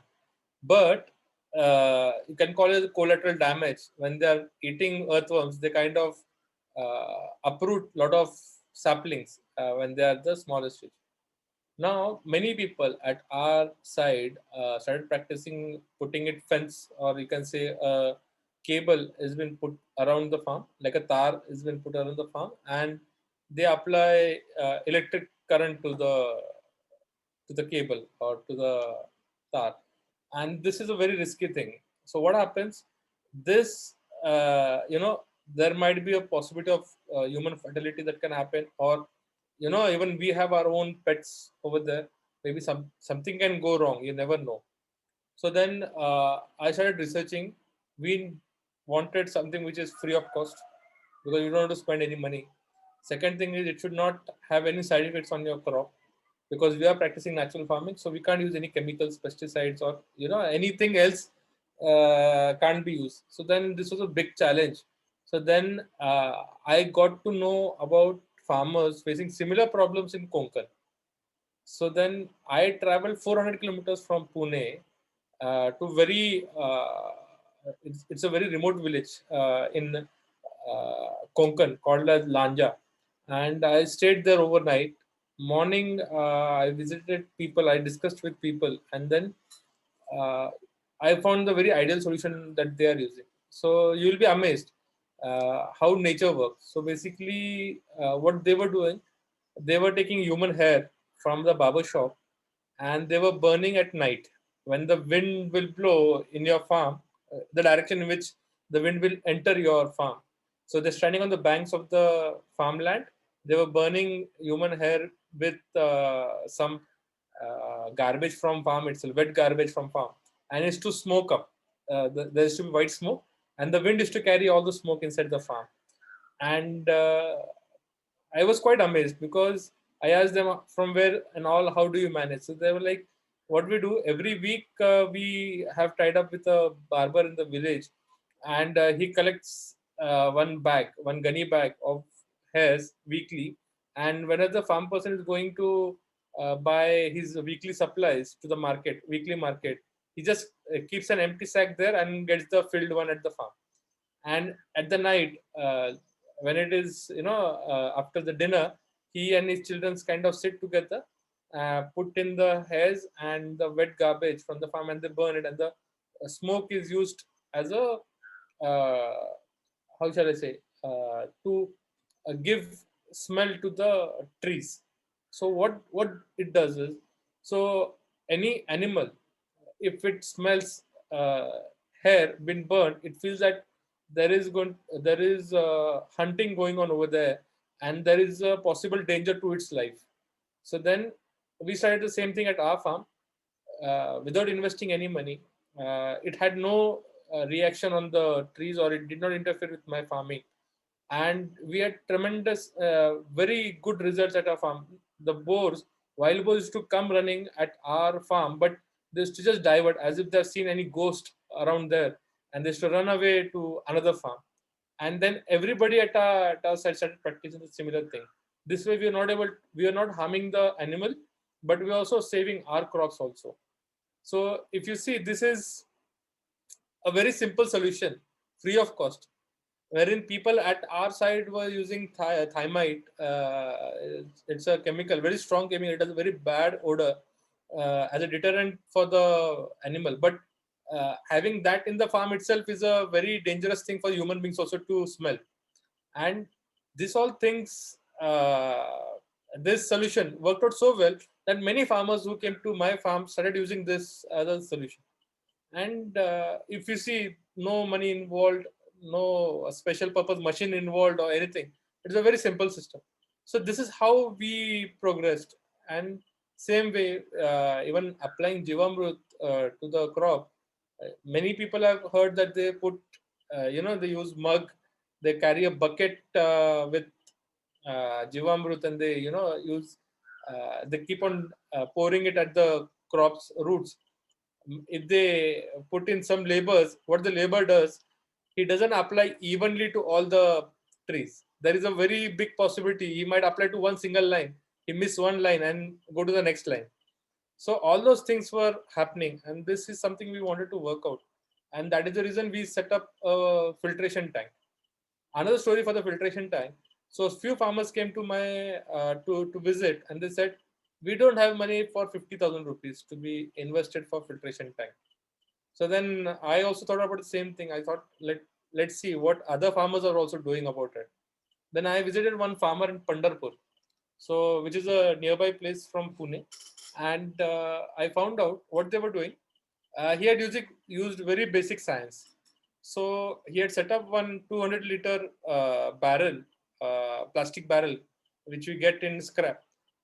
He said that, see, I'm going to put approximately 10 liters of urine, cow urine, 10 kgs of cow dung, and approximately say approximately say 2 kgs of jaggery and 2 kgs of gram flour. So the total volume comes to approximately 24 kgs, correct? So let's convert into volume, let's say 24 liters of volume.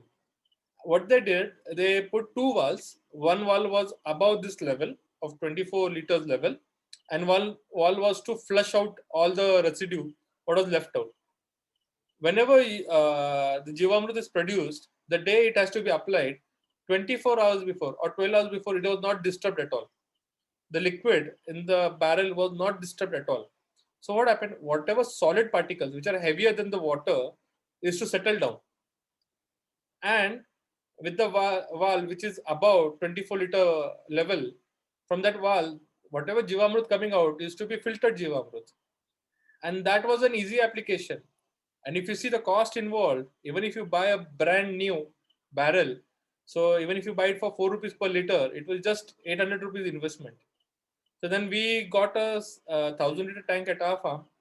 We calculated the volume required for settling of the solid particles, and we set up one level, and we put one outlet valve over there, one flush valve.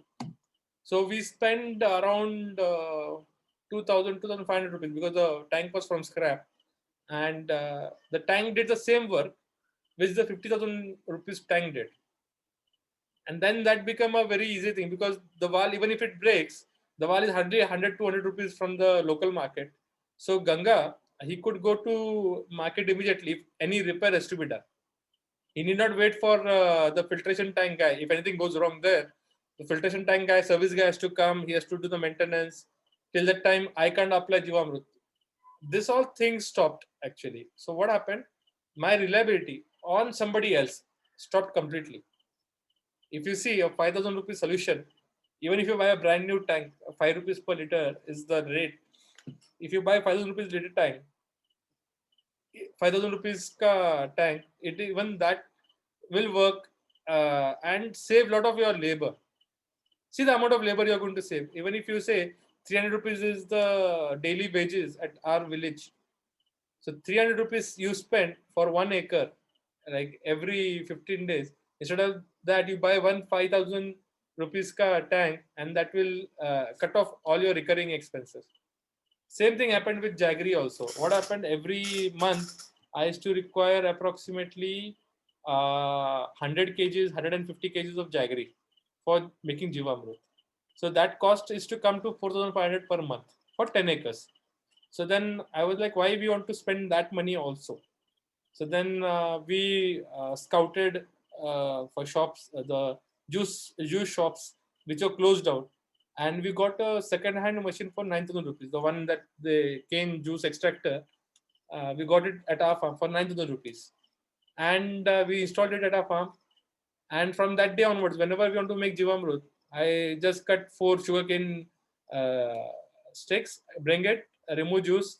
The fresh juice is poured in the Jivamrut tank, and the Jivamrut is made. So this way we have removed the dependency, made it very simple.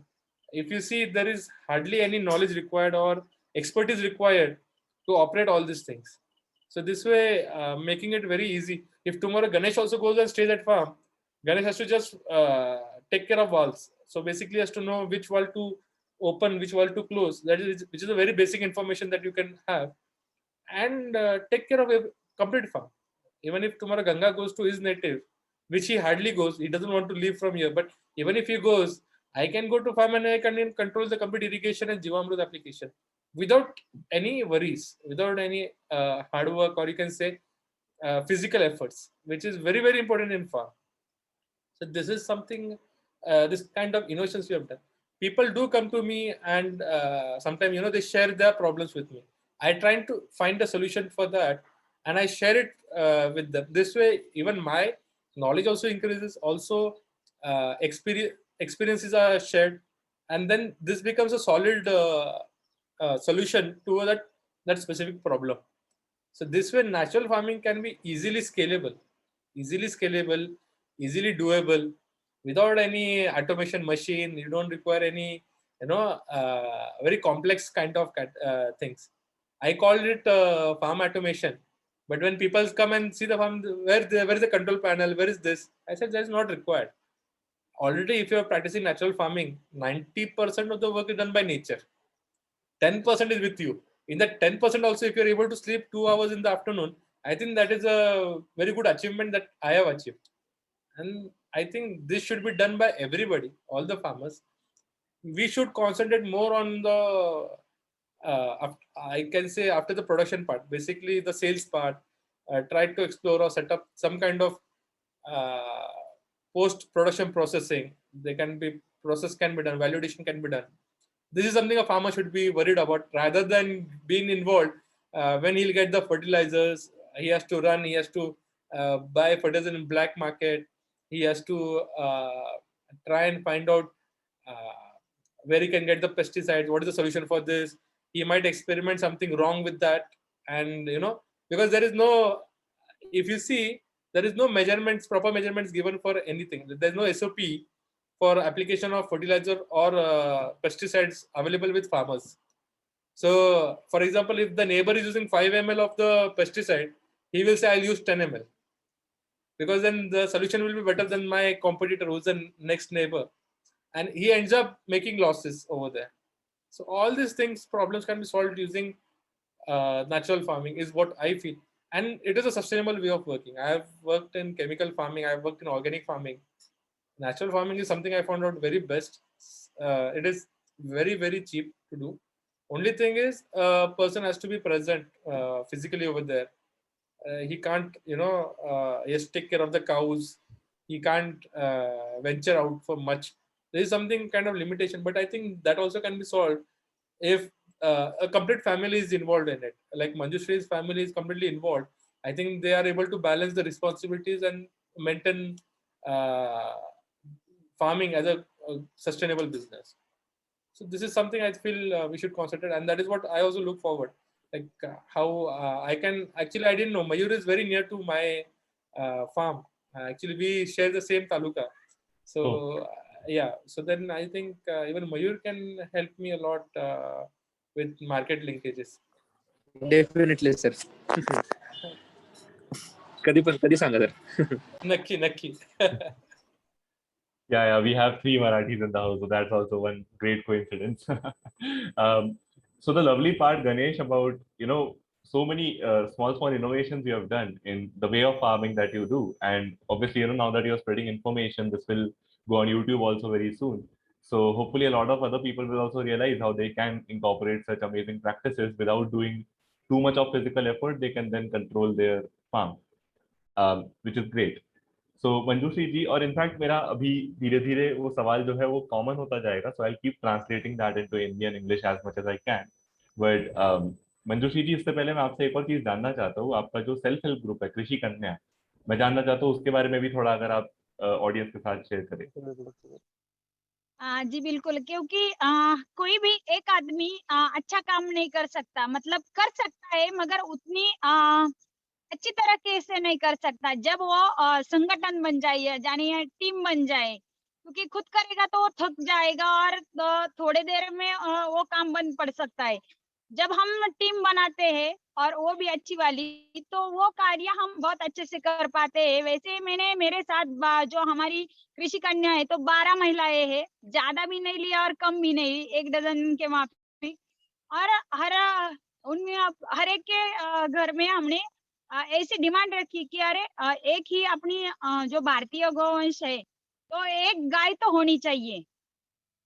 तो बहुत 2-4 लोग रह गए, उसका वो भी अब लेने वाले हैं. तो उस तरीके से तो मैं खुद बदल गई और एक कर को बदल रही हूँ. वो भी मुझे देख के सीख रही है, अरे इसका तो दवाखाने का खर्चा तो 0 हो गया है, चलो. क्योंकि महिला में जो होते हैं तो जेलसी बहुत होती है, अरे इसका ऐसा हो गया ना, चलो मैं भी ऐसा करके देखती हूँ तो मेरा भी ऐसा फायदा हो जाएगा. और मैं खास करके वो करनी देख के बहुत कुछ सीख जाते हैं बहुत सारी महिलाएं. और जो मेरी कृषि कन्या महिला है तो एक हाक मारने से वो सब तुरंत आ जाती है. जैसे मेरे घर में कोई विजिटर आ जाए, खाने की कोई डिमांड, मतलब अतिथि देवो भव, मैं बिना खाना पीना के जाने नहीं देती हो, तो सूखी चटनी रोटी क्यों ना हो पर खाने के बगैर नहीं जाने देती. तो वो हाक मारते ही वो कुछ महिला आती है और उनको हम बोलते हैं. तो जैसे हमारे खेत में उगा हुआ जो भी कुछ है तो उससे हम अलग अलग तरह की कुछ पकवान वगैरह बनाते हैं और उनको खिलाते हैं, तो वो भी खुश हो जाते हैं. दूसरा ऐसा है कि पंचगव्य, जैसे खाली गौ माता के जो गोबर गोमूत्र से खाली खेती नहीं होती है, तो अपने आरोग्य के लिए भी बहुत सारे फायदा होता है. तो उससे वो जो पंचगव्य है, उसके जो 5 गव्य है, उस गव्य को लेकर बहुत सारे प्रोडक्ट बन जाते हैं और उसका हमारी सेहत के लिए बहुत अच्छा फायदा होता है. तो उसमें से मैं कुछ प्रोडक्ट बना भी रही हूँ घर पे, क्योंकि अब खुद जब तक नहीं करते तो आप लोगों को नहीं बता सकते, खुद अनुभव नहीं ले सकते, तो इतने कॉन्फिडेंस से आप नहीं ये कर सकते. खुद पे आप मैंने ट्राई किया, जैसे दंत मंजन हो, जैसे शुरू तो हम अग्निहोत्र से करते हैं, क्योंकि गोबर जो हमारी देसी गौ माता है उसकी जो गोमय होता है, गोबर जो जमीन में पड़ा होता है, और जो जब वो गोमय देती है तो वो सुबह का जो होता है ब्रह्म मुहूर्त का, तो गौ माता का विषय आता है तो भावुक होती है. वो कितना बताऊं, क्योंकि ये बोलने के लिए थोड़ा क्या बोलूं और क्या नहीं बोलूं, बहुत कुछ छूट भी जाता है और बहुत कुछ है बोलने के लिए. मगर जो अग्निहोत्र होता है, जैसे पूरा सैनिटाइजर का काम करता है, जैसे अभी कोरोना के काल में भी है. और ये तो मेरे जो भी मेरे साथ महिला जुड़ी है तो वो भी वो कार्य करती है अग्निहोत्र का, और पूरा परिवार भी उससे तंदुरुस्त हो रहा है, मतलब सेहत अच्छी हो रही है. दूसरा ऐसा कि बहुत सारे लोगों की डिमांड होती है कि अरे आप खाली आपके खेती का जो धान वगैरह देते हैं, मतलब अनाज वगैरह, तो उसके हमें बाय प्रोडक्ट भी चाहिए। तो मैं अकेला कुछ नहीं कर पाती ना, तो वो महिलाएं मुझे सपोर्ट करती है। जो भी उसमें से कंकड़ वगैरह है, जो भी साफ वगैरह करना है, जो पैकेजिंग है, तो वो हम कर रहे हैं। और उसमें से बहुत सारे बोल रहे हैं कि अरे इसमें से आप जैसे खपली गेहूं है, बंसी है, कुदरत गेहूं है, काला गेहूं है, सोना मोती है, तो बहुत सारी गेहूं की जो मेरे पास वैरायटी है, उनमें से और लोग बोलते हैं कि अरे आप इसका दलिया दे सकते हैं क्या? तो मेरे पति लगे तुरंत हमें बिना पूछे बोलते हाँ हम दे सकते हैं, हमारे यहाँ बचत गठ है, हमारी जो कृषि कन्या महिला है वो बहुत ये करती है। और उन्होंने शब्द दिया होता है तो हम भी ना नहीं बोलते। तो उससे बहुत और भी बचत गठ होते हैं, तो उनमें से बहुत महिलाओं को जरूरत होती है काम की, तो हम किसी के पास से वो गेहूं का दलिया बना लेते हैं। किसी को छोटी वाली सूजी चाहिए होती है तो वो दे देते हैं। नूडल्स मतलब सेवई वगैरह बना देते हैं। ऐसा कर करके ऐसा मतलब एक दूसरे को ज्वाइन होते होते, एक दूसरे का सहारा बनते बनते, तो बहुत बड़ी ऐसी टीम बन रही है अभी। और जो हमारे खेत में हमने गुड़ मतलब गन्ने लगाया था, उसकी वैरायटी मतलब देसी वैरायटी, तो वो जो जैसे जीवामृत है, तो वैसे खेती के लिए गोपाल भाई सुतारिया का जीवामृत सॉरी गो कृपा अमृत आया है, तो वो भी गजब का कार्य कर रहा है। क्योंकि मैंने जिस पहले खेती को बहुत सारा केमिकल का डाला है, तो मेरे हिसाब से का गन्ने के लिए आ रहे केमिकल का ही चाहिए। तो मतलब मेरे हाथ से अभी मैंने पूरा नेचुरल वाला जो जीवामृत और खाली गोकुरुपा अमृत में जो गन्ना उगाया, उसके गुड़ से हम राजगिरा लाडू वगैरह ऐसा भी बनाने का कार्य कर रहे हैं, जो बच्चों को भी अच्छा लगे। और ऐसे करते करते मेरे बचत गट का बहुत अच्छा काम है। जैसे गांव में वृक्षारोपण हो, वहाँ भी मेरा बचत गट मतलब हमारी कृषि कन्या महिला है वहाँ भी जाती है। जैसे कोई रक्तदान शिविर हो, ब्लड डोनेट वगैरह, तो वहाँ भी हम जिसका भी कुछ अच्छा ब्लड मतलब उसको क्या कहते हैं, उसका हमारे ब्लड ग्रुप अच्छा हो, मतलब उसके अंदर ज्यादा ब्लड हो, तो वो हम ये करते हैं। मुझे इतना हिंदी नहीं आता, पर कोशिश कर रही हूँ कि आप लोगों को वो समझ पाए। नहीं, आपकी हिंदी बहुत अच्छी है। आपको ऐसा किसने कहा आपकी हिंदी मतलब अच्छी नहीं है? इनफैक्ट हम लोग बीच बीच में हमें इंग्लिश के शब्द यूज और कर रहे अंग्रेजी बोल रहे हैं गणेश भैया। वो हिंदी में बात करते तो थोड़ा बहुत हम भी समझ लेते, और ज्यादा इंटरेस्ट से हम भी ये सब अच्छे से मतलब क्या है अपनी बातें रख पाते ना। ये इंग्लिश बहुत सारा है, अंग्रेज आ गए और कम तो उन्हें पूरी वाट लगा दी। और आप किसान के लिए कार्य कर रहे हैं, काहे अंग्रेजी बोल रहे हैं? क्योंकि हर कोई किसान तो मराठी में बात करता है। और आपको पता है ये अंग्रेजी की वजह से हर कोई पर्ची पे अंग्रेजी लिखा होता है, बेचारे को वो समझ नहीं आता, तो वो नहीं कर पाता है। ये बहुत मुश्किल हो रही है इसकी वजह से। और मैं बहुत सारी महिलाओं के लिए इसलिए आगे आ रही हूँ क्योंकि मैं 10वीं फेल हूँ और मुझे ये कार्य करना है। भाषा मैटर नहीं करती, आप जो कार्य कर रहे हैं ना वो मैटर करता है। तो अपना कार्य काम जो है वो सच्चा है, अच्छा है, और वो लोगों के हित के लिए है, तो अच्छा कार्य ही बहुत आगे तक ले जाएगा। मेरे गुरु भी यहाँ है सुनील पांगारकर जी, और मेरे पति के भी गुरु है केशव राय गांवकर जी। सो मंजूश्री जी, अभी क्या है कि हमारी ऑडियंस में दोनों है, मतलब इंग्लिश भी है हिंदी भी है, तो हम थोड़ा मिक्स कर करके बोल रहे हैं। But at the same time हाँ, आई थिंक गणेश जी अभी कोशिश करेंगे शायद थोड़ा हिंदी में भी बातचीत करने का, ताकि आपको भी समझ में आए। हम नहीं, मैं अभी बात करूंगा। मेरी हिंदी इतनी अच्छी नहीं, मेरी बम्बईया हिंदी है, तो वो काफी टाइम ऐसा होता है कि वो थोड़ा ऑफेंसिव हो जाता है सामने वाले के लिए, क्योंकि मेरी हिंदी के शब्द जो है वो काफी स्पष्ट या ऐसे कह सकते हैं कि ठीक से उच्चार नहीं होते हैं। तो भैया सॉरी आपका मन दुखाने के लिए। अरे पर क्या होता है, भाषा आप कितना अच्छा बोलते हो, अगर सामने वालों को वो भाषा समझ नहीं आई तो वो अच्छा बोलने का मतलब नहीं होता ना। तो ठीक है, आप दोनों, क्योंकि मैं भी थोड़ा बहुत अंग्रेजी सीख रही हूँ, क्योंकि वो जरूरी है। जैसे आप लोगों के बीच में बैठना है तो थोड़ा बहुत बिरादरी के वाला थोड़ा बहुत तो सीखना पड़ता है, तो वैसा मैं ट्राई कर रही हूँ। पर मुझे ज्यादा अंग्रेजी नहीं, अच्छे काम कर रहे हो तो अच्छे काम के लिए तो मैं ये करूंगी।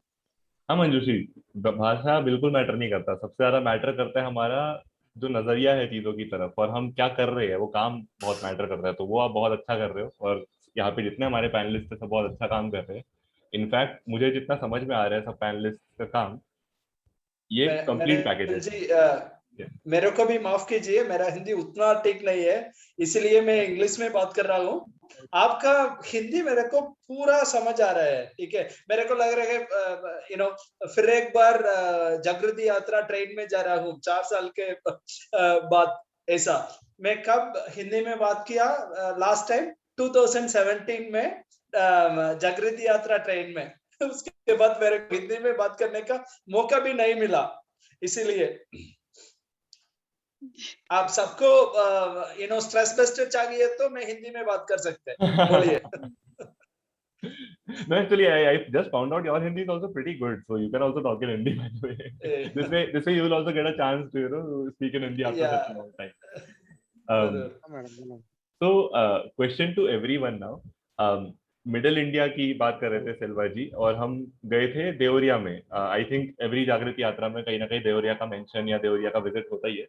और वहां पर जब गए तो मैंने पर्सनली जो सर्वे किया था, वहां पे भी बहुत सारे कृषि परिवार है जहाँ के उनके माँ बाप बच्चों के खेती करते हैं।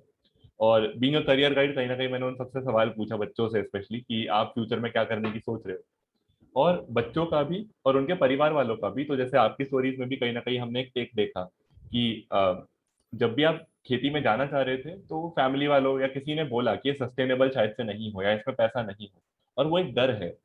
44% भारत का जो वर्क फोर्स है वो आज की डेट में फार्मिंग कर रहा है, 14% जीडीपी इससे आ रहा है, लेकिन फिर भी लोग डरते हैं कि खेती से उतना पैसा शायद से नहीं आएगा, कृषि कार्य से उतना पैसा नहीं आएगा। तो ऑब्वियसली मयूर जी है, मंजूश्री जी है, सेल्वा जी है, सबने अपने एंड पे एक फार्मर कम्युनिटी बिल्ड करी है। तो फार्मर कम्युनिटी को जितना बढ़ाएंगे उतना वो अक्रॉस इंडिया स्केल करेगा। तो फार्मिंग को या एग्रीकल्चर को as a profession, as a sector कैसे और एस्पिरेशनल बनाया जाए, या फिर क्या इसकी जरूरत भी है ऐसे और एस्पिरेशनल बनाने की, इस पर मैं चाहता हूँ कि आप सब अपना ओपिनियन दें। और इसमें ऐसे मैं किसी पे फिंगर पॉइंट नहीं करूंगा, whoever wants to go first can do that. Okay, I'll take it up this. Like Buddha got his enlightenment under a tree. Hindi. I can remember.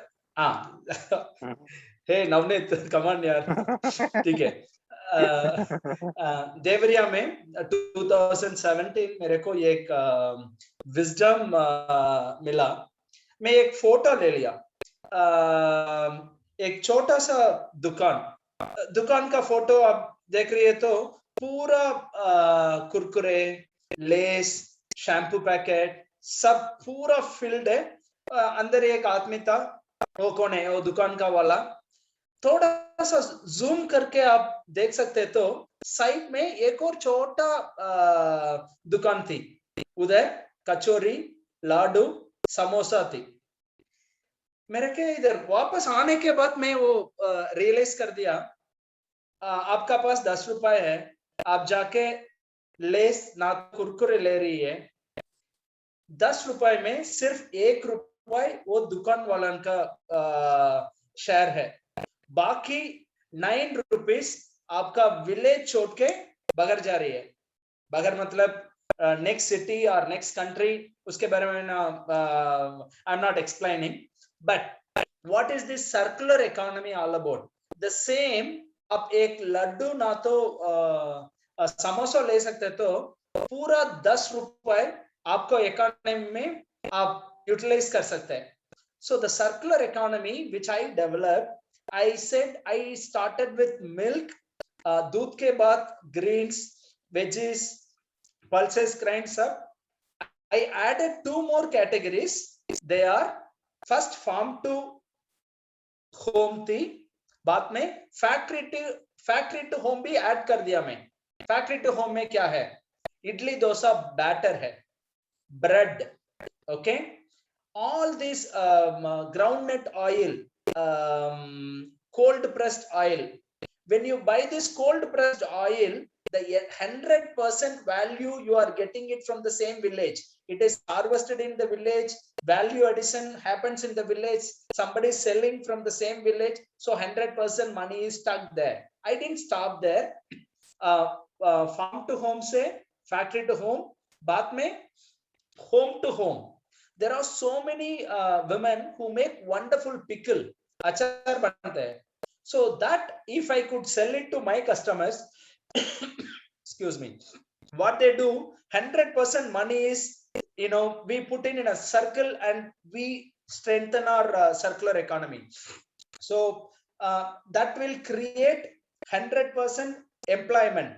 Now Modi ji keh rahe, self-reliant India. The same way Gandhi ji bola tha, sabka, Atmanirbhar, welfare for all. Everything is narrowing down on this. The consumer has to support the local producer, but unfortunately, the local producer cannot excuse me, the local producer cannot sell it through Reliance retail outlet or Spar hypermarket because of margin that is going to the super stockist, distributor, all that. So we are the alternate distribution channel. So building a model, our Jagriti Yatra and Devariya did shape my model, trader to a startup transformation. I got it there. That's amazing, Selva. And the fact that you're creating so many new villagepreneurs, and it will definitely strengthen the rural economy. People will want to pursue that more. मैं भी yeah. कुछ add करना चाहूँगा आदित्य।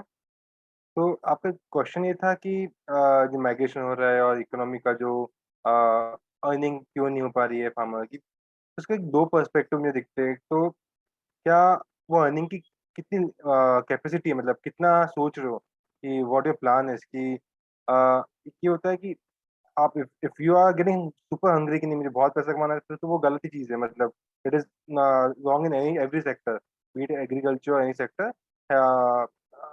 बहुत ज़्यादा hungry होना है पैसों का, वो एक चैलेंज है। बट सेकंड ये चीज़ होती है कि जो मार्केट कॉन्सेंट्रेशन हो रहा है, जो you will see ITC, Hindustan Unilever, these are the brands जो जो पहले स्टार्ट हो जाते पेस्ट से, now they are into every food commodities. तो ये market concentration on limited brands पे हो रहा है। तो जब तक नीश ब्रांड्स नहीं आ पाएंगे, तब तक जो आप डिवीजन ऑफ मनी है वो कॉन्सेंट्रेशन नहीं टूट पाएगा। जो मुझे लगता है कि अभी जो प्रॉफिट शेयर होता है, सपोज पॉपुलेशन तो सेम है, लोग खाने वाले उतने लोग ही है, आपको बस सपोज 1 करोड़ लोग है, वो लोग वो चीज़ खाएगी। कैसे वो डिवीजन हो सकता है लोगों में, और कैसे वो डिवीजन हो सकता है सेक्टर्स में, वो चीज़ें डिटरमाइन करनी है। तो जैसे आप पकड़ सकते हैं ऑनलाइन मार्केट्स, एक जो ट्रेंड होता है, ऑल्दो उसका कैग CAGR रेशियो 12% का हर साल 12-15% से ऑनलाइन, या 40% का बढ़ा था लास्ट ईयर। ऑनलाइन बढ़ रहा है उतने स्पीड से, बट उसमें अभी भी मेजर शेयर अमेजोन एंड वो कंपनी एक्वायर रखती है कि हम अमेजोन का है। बट एज सुन एज इतनी ब्रांड्स आ रही है, आप देखेंगे बहुत से D2C ब्रांड्स आते आ रही है जो धीरे धीरे धीरे अमेजोन का शेयर कम कर रही है।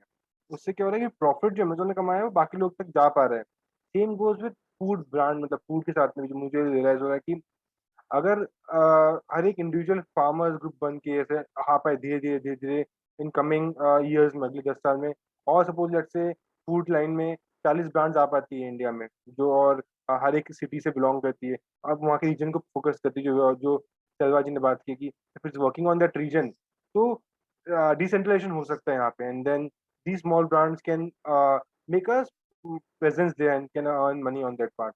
तो एक ये पार्ट मुझे, दूसरा पार्ट था कि बहुत बार ऐसा होता है कि वी फोकस ऑन कि हाँ हम सिर्फ अपने सिटी में फोकस करें एंड वी वहीं पे सेल करें।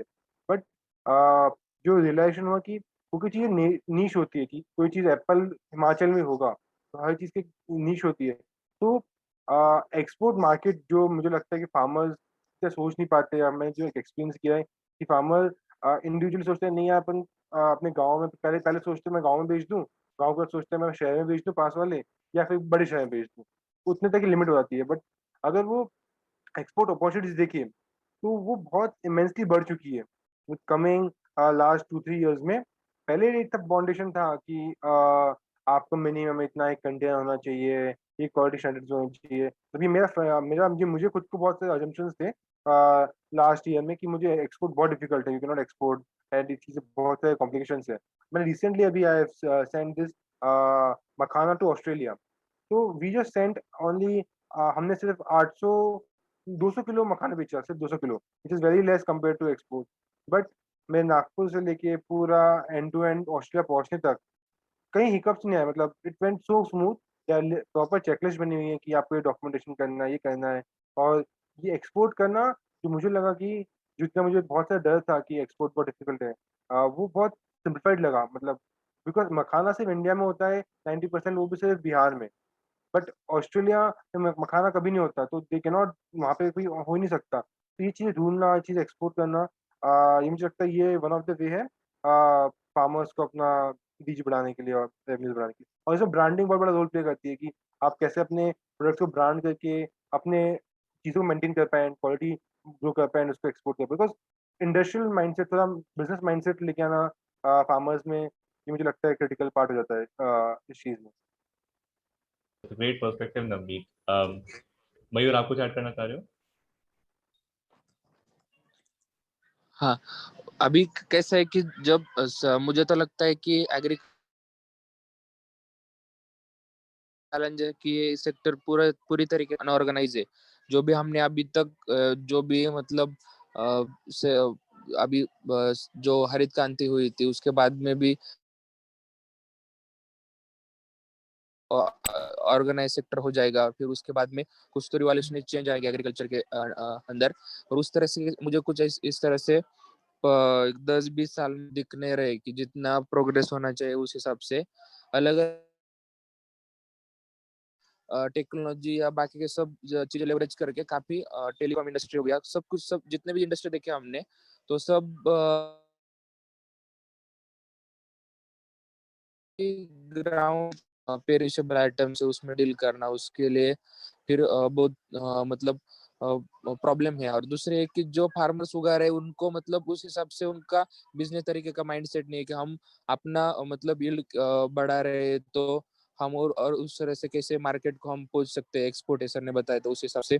पर मुझे ऐसा लग रहा है कि जब कौन सा भी मतलब एक एकड़ का जो भी फार्मर है, मतलब सबसे ज्यादा इनकम बढ़ाने की जरूरत है कि जो स्मॉल होल्डर फार्मर्स थे, जिनके पास खेती कम है एक्चुअली, और जिनके पास बहुत ज्यादा खेती है तो उनको तो कुछ प्रॉब्लम नहीं है उतना।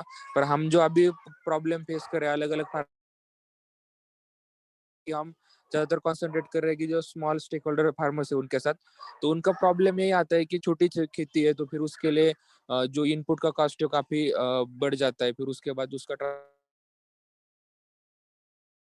और फिर उसके बाद जो उनके हाथ में पैसा बचता है तो काफी वो कम रहता है। तो इसके लिए ज्यादातर क्या गन्ने की खेती हमारे इधर ज्यादा कर रहे थे, पर अभी जो पैटर्न चेंज हो रहा है फार्मिंग मतलब लैंड होल्डिंग का, तो इस सबसे लोगों ने क्या किया है कि मतलब बहुत सारे लोग हार्टिकल्चर पे शिफ्ट हुए। तो अभी मुझे ऐसा लगता है कि दिन ब दिन डिमांड बढ़ती जा रही है इंडिया की और पॉपुलेशन में बढ़ता जा रहा है, तो उसके लिए हार्टिकल्चर जो पार्ट है वो काफी फार्मर को इनकम बढ़ा सकता है। और उसके लिए क्या है कि जैसे कि हमारी जो एपीसी है, तो फार्मर प्रोड्यूसर ऑर्गेनाइजेशन का वही रहता है कि मतलब आप इनपुट कॉस्ट जो उसको कम कर दो, फिर उसके उसके बाद जो मतलब कोलैबोरेटिव वर्क करके फिर उसमें से भी कॉस्ट कटिंग करके जो भी मतलब काम होते हैं वो आपस में बांट के उसका पैसा मतलब आप आपस में हो जाता है, तो उसके लिए फार्मर का प्रॉफिट भी बढ़ जाता है। और उसके लिए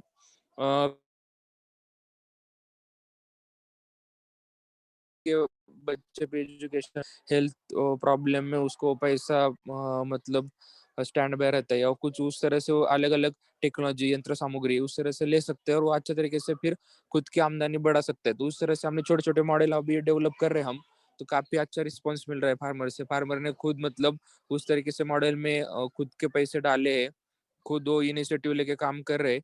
और उससे मुझे ऐसा लग रहा है कि जो अभी इनऑर्गेनाइज सेक्टर है, अभी फ्लिपकार्ट अमेजोन हो गया, मतलब अभी बिग बास्केट है, रिलायंस फ्रेश है, तो इस तरह से बड़ी बड़ी कंपनियां उसको ऑर्गेनाइज करने की कोशिश कर रही। इतनी बड़ी बड़ी फंडिंग मुझे तो लग रहा है पिछले 2-3 साल में 2 लाख करोड़ की कुछ तो प्राइवेट फंडिंग हुई थी एग्रीकल्चर इंडस्ट्री में इंडिया के अंदर। तो वो भी मतलब कुछ तो रिवॉल्यूशन चेंज दिख रहा है। मतलब जितना लोग पहले देख रहे थे कोविड के पहले भी कि एग्रीकल्चर इंडस्ट्री इतने कुछ बूम नहीं हो सकती या कुछ इतने इसमें कुछ स्कोप नहीं है, पर कोविड में कोविड ने सबको दिखा दिया कि नहीं, हेल्थ और एग्रीकल्चर जो फूड सेक्टर है वो काफी मतलब इम्पोर्टेंट है सबके लिए। क्योंकि कितने आपके पास पैसे है, कितने क्या है, तो उसके कुछ मतलब वैल्यू नहीं है जब आपके पास मतलब खाने के लिए अच्छा फूड नहीं होगा, या जब चाहे तब आप नहीं खा सकते। तो इसलिए थोड़ा मतलब ऑर्गेनाइज सेक्टर करने के लिए सब फार्मर इकट्ठे आएंगे, या उस तरह से रिवॉल्यूशन चेंज अभी दिख रहे हैं। तो मुझे ऐसा लग रहा है कि अगले 10-15 साल के अंदर कुछ ना कुछ पॉजिटिव इफेक्ट्स दिखेंगे, और ज्यादा से ज्यादा इनकम फार्मर का बढ़ेगा, और उसके अंदर मतलब सस्टेनेबल कुछ ना कुछ मॉडल जरूर खड़े रहेंगे। Thank you so much for sharing Mayur. सबसे बढ़िया चीज़ मुझे ये लग रही है अभी की जो भी हमने पर्सपेक्टिव सुने कि फार्मर्स का मार्जिन बढ़ाने का जो भी डिफरेंट डिफरेंट तरीके हमने डिस्कस किए, उनके एरिया को एक्सपैंड करने का जहाँ तक वो पहुँच सके, उनको डायरेक्टली कस्टमर्स तक का ब्रिज देने का, और उनके सारे फार्मिंग चैलेंजेस को ऑप्टिमाइज करने का, वो सारे हमारे पैनल के अंदर ऑलरेडी काम हो रहे हैं। And the best part is इसको जितना जल्दी हम स्केल कर सके, आई थिंक उतना जल्दी the whole of India's agritech will benefit. इसी के साथ मैं चाहता हूँ कि, क्योंकि मैं तो चाहता हूँ वैसे डिस्कशन कंटिन्यू होता रहे और मेरे मन में अभी भी कई सारे सवाल हैं, लेकिन मैं चाहता हूँ ऑडियंस जो बहुत देर से बहुत पेशेंटली सारी बातों को सुन रही है और उनके मन में भी कई सारे सवाल होंगे जो उनके मन में एक बहुत ही आशा होगी कि उन्हें पूछने का मौका मिलेगा। मैं अभी फ्लोर ओपन करना चाहता हूँ ऑडियंस के लिए। आपके जो भी सवाल हैं आप चैट में डाल सकते हैं, नहीं तो आप अपने माइक को अनम्यूट करके और वीडियो को ऑन करके, होपफुली वीडियो को ऑन करके, नहीं तो एटलीस्ट अपने माइक को अनम्यूट करके आप पूछ सकते हैं। So over to the audience. If you have any questions, you can raise your hand. If you want to unmute your mic and ask, and if you have questions that you want to put in the chat, you're most welcome to do so. I'll be addressing them one by one. Starting with an audience question for Mayur. So मैं उसे पढ़ देता हूँ. The question is by Ishani. Can you share the specifics of the virtual farmers market and how it has been working? क्या आप virtual farmer market operations में समझा सकते हैं और ये कैसे चल रहा है? नमस्ते ईशानी जी। कैसा है कि हमने जब फिजिकल फार्मर्स मार्केट हमारे काफी अच्छे तरीके से चल रहे थे। मतलब हमारा पिछले साल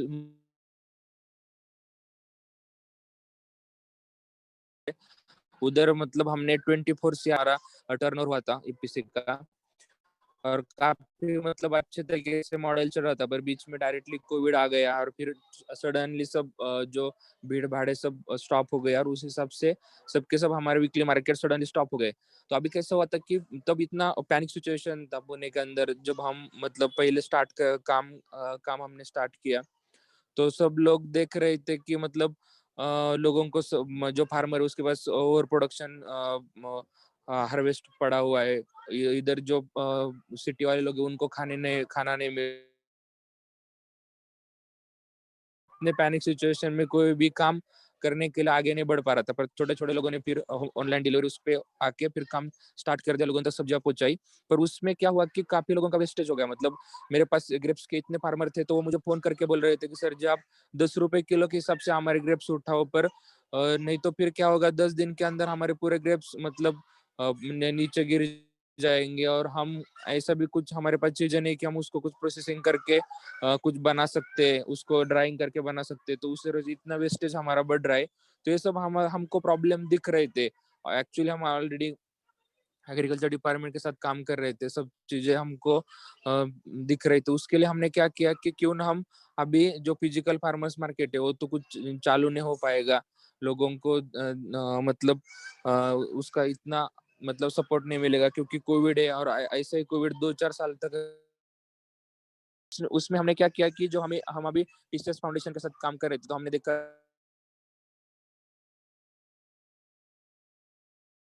ओरेगन है, पोर्टलैंड है, अलग अलग कंट्री में अलग फार्मर्स मार्केट ऑलरेडी इस्टेब्लिश और अच्छे तरीके से चल रहे हैं। तो उसके हमने पूरे स्वॉट एनालिसिस किए, उनके स्ट्रेंथ वीकनेस सेट्स, और क्या हम कर सकते हैं, हमारे मॉडल में क्या मतलब वीकनेस है, हम किस तरह से उसको सुधार सकते हैं, और ज्यादा से ज्यादा फार्मर के साथ कैसे हम रीच कर सकते हैं इस मॉडल को। तो उसी दौरान हमको यही मतलब कंसेप्ट मिला कि नहीं, क्यों ना हम अभी फिजिकल फार्मर्स मार्केट बंद है तो हम वर्चुअल फार्मर्स मार्केट क्यों ना चालू करें। तो इसके लिए हमने पूरा मतलब हम इस को मतलब जो ग्लोबल सिटी है आनंद कृष्णन सर, उन्होंने भी काफी गाइडेंस मिला था उनका। तो हमने क्या किया कि पूरा उसका एक वर्चुअली प्लेटफॉर्म डिजाइन किया। तो उसके अंदर क्या होता है कि जो फार्मर है, फार्मर डायरेक्टली उसका पूरा प्रोड्यूस डाल सकता है। उसके बाद हमने मतलब टाइमिंग सेट किया था वर्चुअल फार्मर्स मार्केट का। तो कस्टमर भी उधर आते हैं, डायरेक्टली व्हाट्सएप पे चैट कर सकते हैं। फार्मर का उधर नंबर होता है, तो नंबर पे जाके कॉल कर सकते हैं। नहीं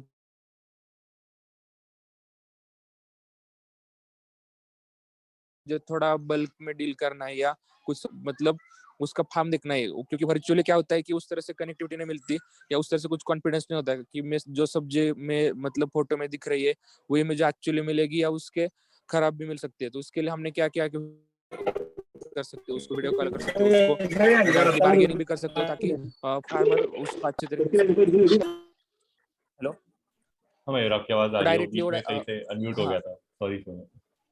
हाँ, तो उस हिसाब से डायरेक्टली वो ले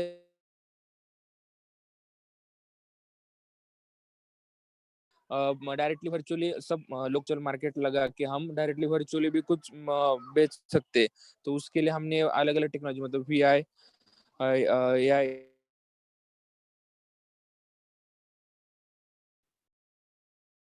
थी। तो हमारा फार्मोकसी बोल के प्लेटफॉर्म है, आप उस पे जाके देख सकते हो डायरेक्टली किस हिसाब से ट्रांजेक्शन हो रहा है, क्या फार्मर्स उधर दिख रहे हैं, उनका क्या सब्जियां है, उसका रेट क्या है, इस हिसाब से।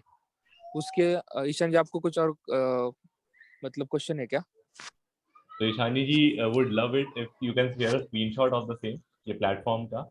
और हो सके तो आप फ्यूचर में भी शेयर कर सकते हो, इट्स नॉट नेसेसरी कि आप अभी करें, but at the same time हम सभी बहुत एक्साइटेड होंगे जानने के लिए कि what does this platform look like. क्योंकि हमने इंडिया का फर्स्ट वही वर्चुअल फार्मर्स मार्केट लॉन्च किया था और उसका काफी अच्छा रिस्पांस मिला है पुणे के अंदर। मतलब जो अभी हम फिजिकल मार्केट लगा रहे उसी दौरान हम वर्चुअल फार्मर्स मार्केट भी लगा रहे। तो जो भी है लोग उधर वो देख सकते हैं मार्केट और उधर से ऑर्डर कर सकते हैं। तो हम उनके लिए डायरेक्टली डिलीवरी सिस्टम भी रखी है। तो लोगों को हम डायरेक्टली जब चल रहा है मार्केट तभी डायरेक्टली फ्रेश सब्जियां आधे घंटे के अंदर।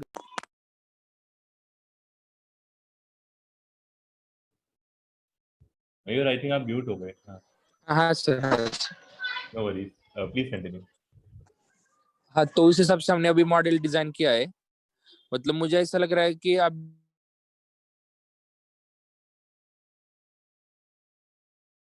डिलीवरी में लोग शिफ्ट हो चुके हैं।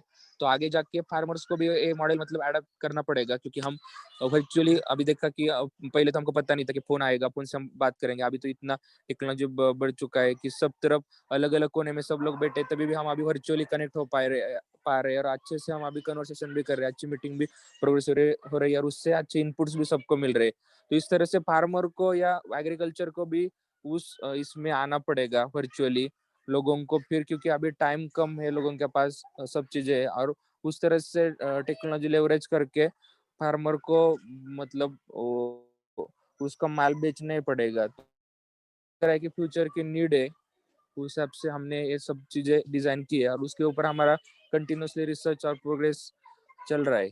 तो और इसके अंदर क्या वैल्यू एडिशन सर्विसेज हम डाल सकते हैं और कैसे इसको सिंपली कर सकते हैं, ताकि फार्मर को कैसा है कि कुछ जितना भी सिंपल हो सके उतना वो करेंगे। नहीं तो फिर जो हम टेक्नोलॉजी इतनी समझाएंगे तो उनको इतना समझ नहीं आता, क्योंकि इतने वो एजुकेटेड नहीं होते। तो ये सब प्रॉब्लम हमारे सामने है। कस्टमर को भी मतलब इतना कॉन्फिडेंस नहीं होता कि मेरे घर पे आने वाली सब्जियां किस तरह से आएगी, कौन से आएगी, खराब आएगी, अच्छी आएगी। तो उसके लिए हमने उसके अंदर ट्रेसेबिलिटी भी पूरी हमने सिस्टम हम डेवलप कर रहे हैं।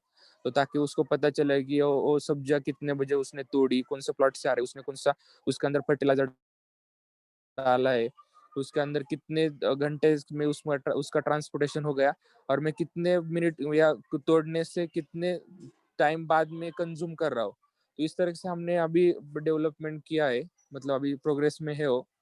तो इस तरह से कैसा है कि ये आगे की फ्यूचर नीड है और उसके लिए हम अभी। थैंक यू मयूर।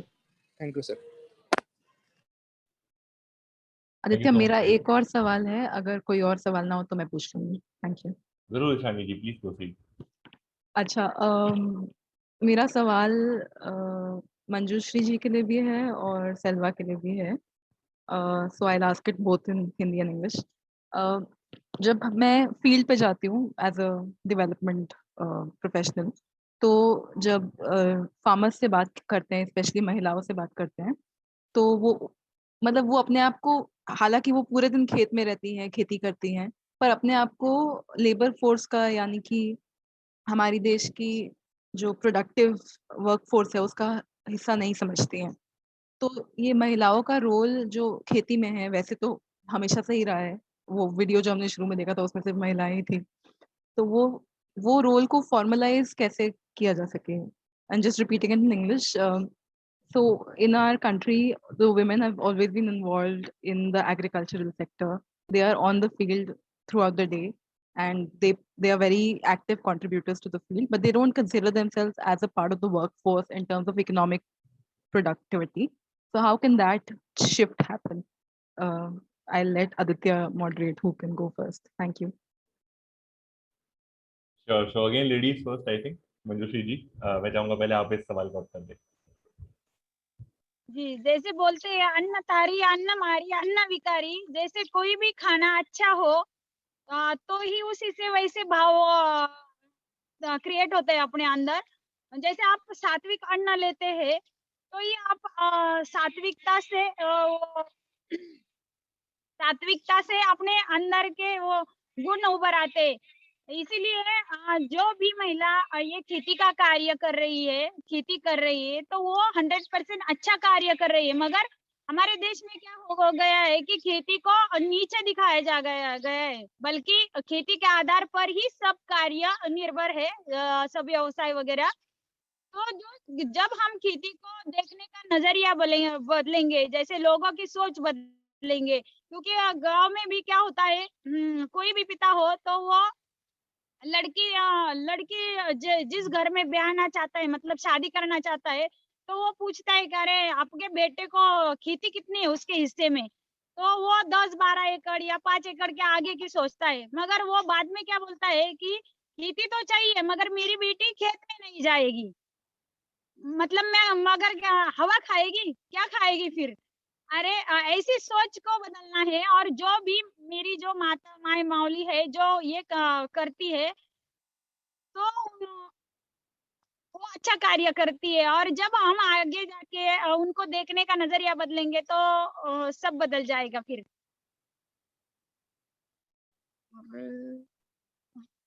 धन्यवाद मंजूश्री जी। Selva, your views on the same? Okay, sure. Thank you for the wonderful question. If you ask me about the women participation in agriculture and farming, especially in dairy farming, we say around 8 crore dairy farmers are there in India. I would say 70 to 80 women driven. Raising the children and raising the cattle. This, women do well, and even in our farms, at least 90% of the farms it is women driven, and even in the remaining 10% farms, we have incentivized the farmers to enroll the women, and we do only bank transfers. We don't pay, though the government says agri firms can pay cash, we have never done it. We do it only bank transfers to bring them under financial inclusion tomorrow for their children's education. It will support. What we can do, all these agtech firms or agri firms, they can incentivize the farmers enrolling the women as a supplier or a farmer.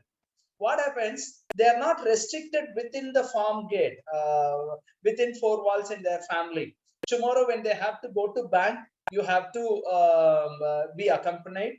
All that way, we can slightly promote with small 2-3 initiatives is what I would say.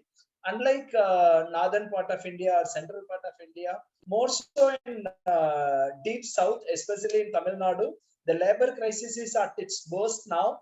And we don't get enough labor for farming activities. Men, 90% it is ruled out now. They're all big time migrating to the nearby cities as my friend said agriculture lost its losing its viability. And again, opportunities in Tamil Nadu in urban India is on a higher side. We are also attracting people from other states in big time. So the role of women in agriculture sector with respect to Tamil Nadu, they are doing extremely great is what I would say for this question. Thank you so much, Selva. Any other audience questions? किसी के अगर और कोई सवाल हो तो please feel free, आप जरूर पूछिए chat में या फिर microphone को unmute करके. So are there any other audience questions that we should be asking?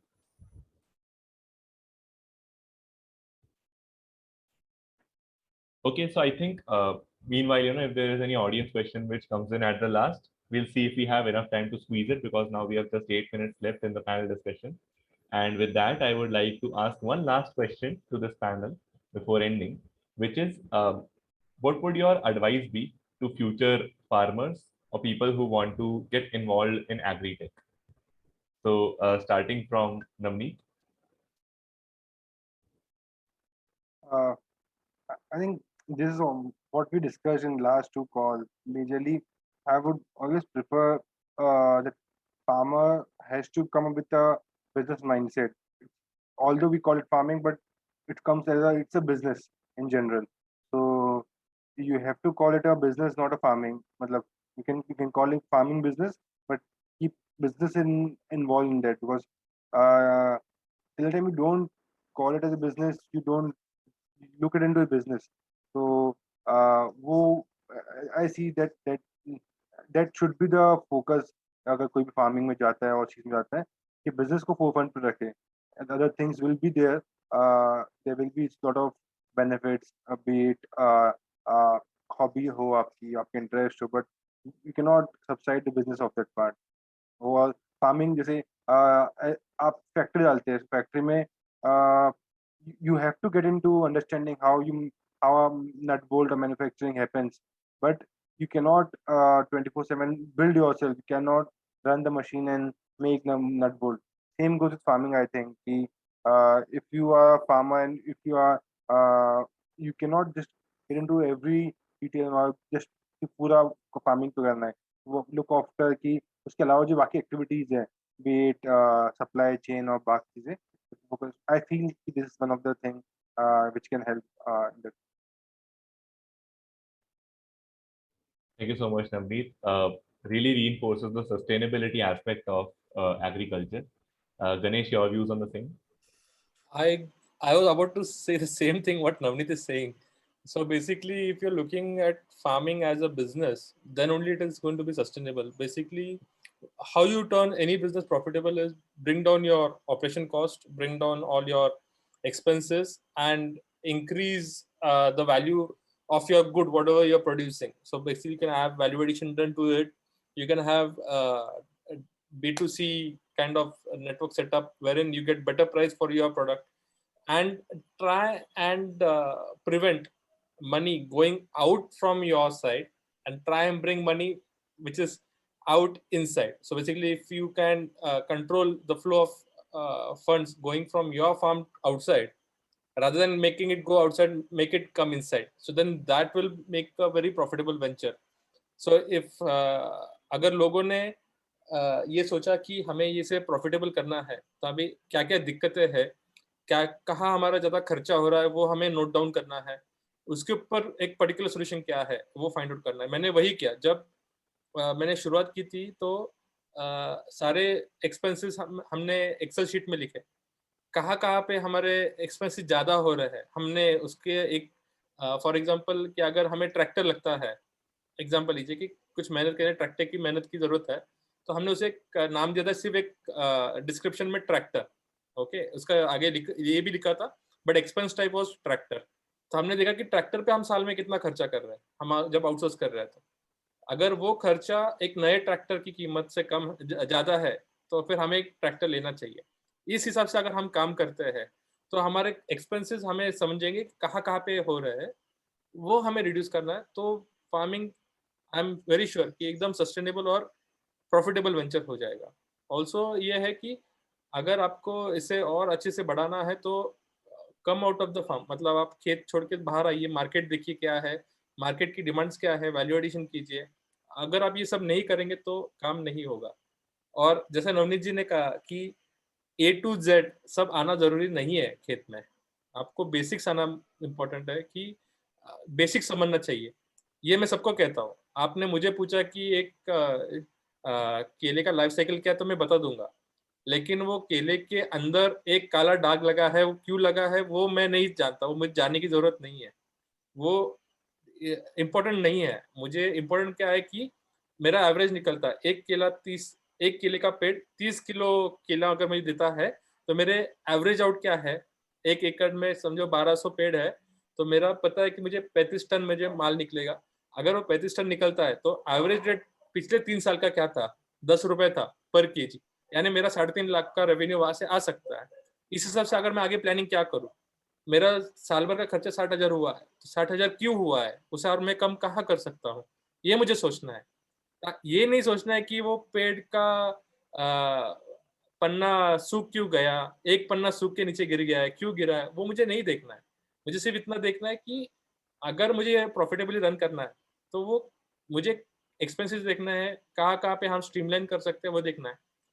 अगर वो पत्ता सूख ही रहा है तो क्यों सूख रहा है, उसके लिए हम एक्सपर्टीज बुला सकते हैं, पूछ सकते हैं, किसी को पूछ सकते हैं क्या सोल्यूशन है, वो पूछ सकते हैं। उसमें हिचकिचाहट मत कीजिए। कभी कभी क्या होता है कि मेरे बाजू वाले का खेत सूख रहा है पर वो आके बोलेगा नहीं कि क्यों सूख रहा है, इसके प्रॉब्लम वो बताएगा नहीं।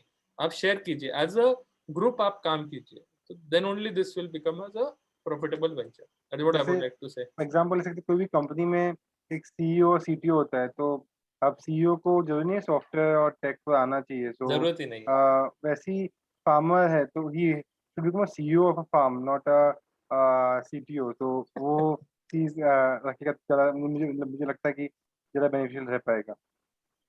Exactly that is what is important, और वो समझना ज्यादा इम्पोर्टेंट है। आप बिजनेस की तरफ देखिए कि आप उसे कैसे बढ़ा सकते हैं, ना कि उसमें क्या दिक्कत है यार, इसको पानी कितना लीटर चाहिए पर डे, उस पर आप टेक्निकली मतलब बारीकियों पे इतना ध्यान मत दीजिए बेसिक पर आइडिया होना बस चाहिए बेसिक कि आइडिया होना बहुत हाँ। इंपॉर्टेंट है, बस वही मैं तो कहना जैसे सुभाष वाले की जो वर्कशॉप होती है वो तो आपको टेक्निकल और गाइडेंस दे देगी, बट आई फील, पता नहीं, I don't know, there is something called farming business की कुछ कोर्स होते होंगे या उससे कुछ प्रोग्राम्स होते होंगे, तो that can be a good way for farmers to go around and learn business in general. Exactly. And that is where also a new startup can come in, which gives like farmer business workshops. So great idea. Aditya, you can go do career counseling for farmers. Yeah, Exactly. exactly. That is I'm a a consulting really same. that is an excellent opportunity actually. You can Excellent opportunity. make visits. You can arrange visits to my farm. You can send across. कि अगर उसको क्या क्या दिक्कतें आती है उसके खेत पे, वो आके मेरे खेत पे डिस्कस कर सकते Make a course in Unacademy or Bajua and push the course there. That can definitely happen. I think this is a great idea that we can all consider. And what Navneet said, as the CEO of a small startup who does not know coding, I totally endorse. Manjushri जी, आपका क्या view है इस चीज पर कि future में जो भी खेती करना चाहते हैं, जो कृषि बनना चाहते हैं, आपकी उनके लिए क्या सलाह रहेगी? अरे मैं तो उनको कहूंगी कि आप ये जरूर करो, क्योंकि हम हमारा फोकस यूथ पे है, मगर जैसे हम अभी जो पीढ़ी है, जो बच्चे हैं, उनको ये करने के लिए बोल रहे हैं, क्योंकि वो सुधरेंगे तो उनके आगे की पीढ़ी भी स्ट्रांग बनती जाएगी। क्योंकि पीछे वाली पीढ़ी ने तो रासायनिक का इतना भरमसाठ जो मतलब इस्तेमाल करके ना पूरी खेती की वाट लगा दी है, और इसको कोई बदल सकता है तो अभी। और ये कोरोना के समय भी बहुत सारे पढ़े लिखे हैं जो बच्चे हैं, तो वो खेती की तरफ बढ़ रहे हैं, और ये अच्छा चल रहा है। मतलब एक आदमी आ जाता है तो वापस दूसरे भी उसके पीछे हमारे यहाँ खेती देखने के लिए आते हैं। और वो जो बच्चे हैं, तो मेरे पति कभी घर पे नहीं रहते, तो वो बच्चों के साथ में जब बातचीत करती हूँ, और वो बहुत इजीली कन्विंस हो जाते हैं, और खाली खेती का देखने का उनका नजरिया बदल जाता है। और हम उनको बोलते हैं कि अरे खाली जैसे एक किसान है, जैसे किसी ने गन्ने की खेती कर दी तो बाजू वाले उसको भाव मिल गया तो बाजू वाला भी गन्ने की खेती करता है, उसका देख के वैसे क्रॉप नहीं लेने के, अलग अलग वैरायटी आप करोगे। मार्केट में जब कम क्वांटिटी जाएगी तो रेट भी ऐसे बहुत अच्छे मिलते रहेंगे। मगर हमारे क्या कहते हैं, एक ने एक कर दिया तो सारे वो कर देते, और जो कोई फसल होती है तो वो उसको अच्छे दाम नहीं मिलवाते। तो ये कैसे सोच समझ के वो करना चाहिए। दूसरा ऐसा कि जो ये बच्चे कर रहे हैं तो वो बाय प्रोडक्ट में जाए, क्योंकि एक प्रोडक्ट हो तो उससे बहुत सारे कुछ बन जाते हैं। तो उसमें गांव की जो भी महिलाएं जैसे बचत गट वगैरह होते हैं तो उनको भी काम मिल जाएगा, और गांव का जो पैसा है वो गांव में भी रह जाएगा। धन्यवाद मंजुश्री जी। Selva, your views on the same? Okay. Ganesh and Navneet said, look at it as a business. So I don't want to repeat. That was my point too. I'll make that point here. Okay. And as Ganesh's father said to him that, agriculture is not viable, at least you get out. Okay. Don't think of going back. That is the case everywhere. Okay. In my family, until my father, they were farmers. And somehow during our childhood days, they were repeatedly telling us, somehow study well and get out. Okay. And the Western world is looking at India and telling that, look at the demographic dividend here, look at the average age, how young it is. But if you look at the rural economy and if you look at the farming community, the average age is more than 50. It is contradictory to the real Indian picture. So my appeal to the farmers, don't give up. Each and every problem is an opportunity. Please come to that mindset and solve each and every problem in a startup style. It is high time that we adapt and break the pattern. Don't go through the same for decades. And my appeal to the startup guys and Agtech guys, when you start, you give a big climb that I'm going to do this, I'm going to do that, I'm going to empower the farmer, all that. Finally you end up procuring it from the middleman and you're selling it to satisfy your customer and the investor. You go behind Excel sheet than the impact in true sense. I do understand it is difficult to get back to rural India with an idea and implement it there. It is very, very tough. The best way to do is don't go there alone. Go back with a team of youth, reverse migrate them in a big way, arrest migration so that, the rural economy gets strengthened. Maybe that's it from my end. Thanks so much, Selva. मयूर, आपका क्या इस पे विचार है?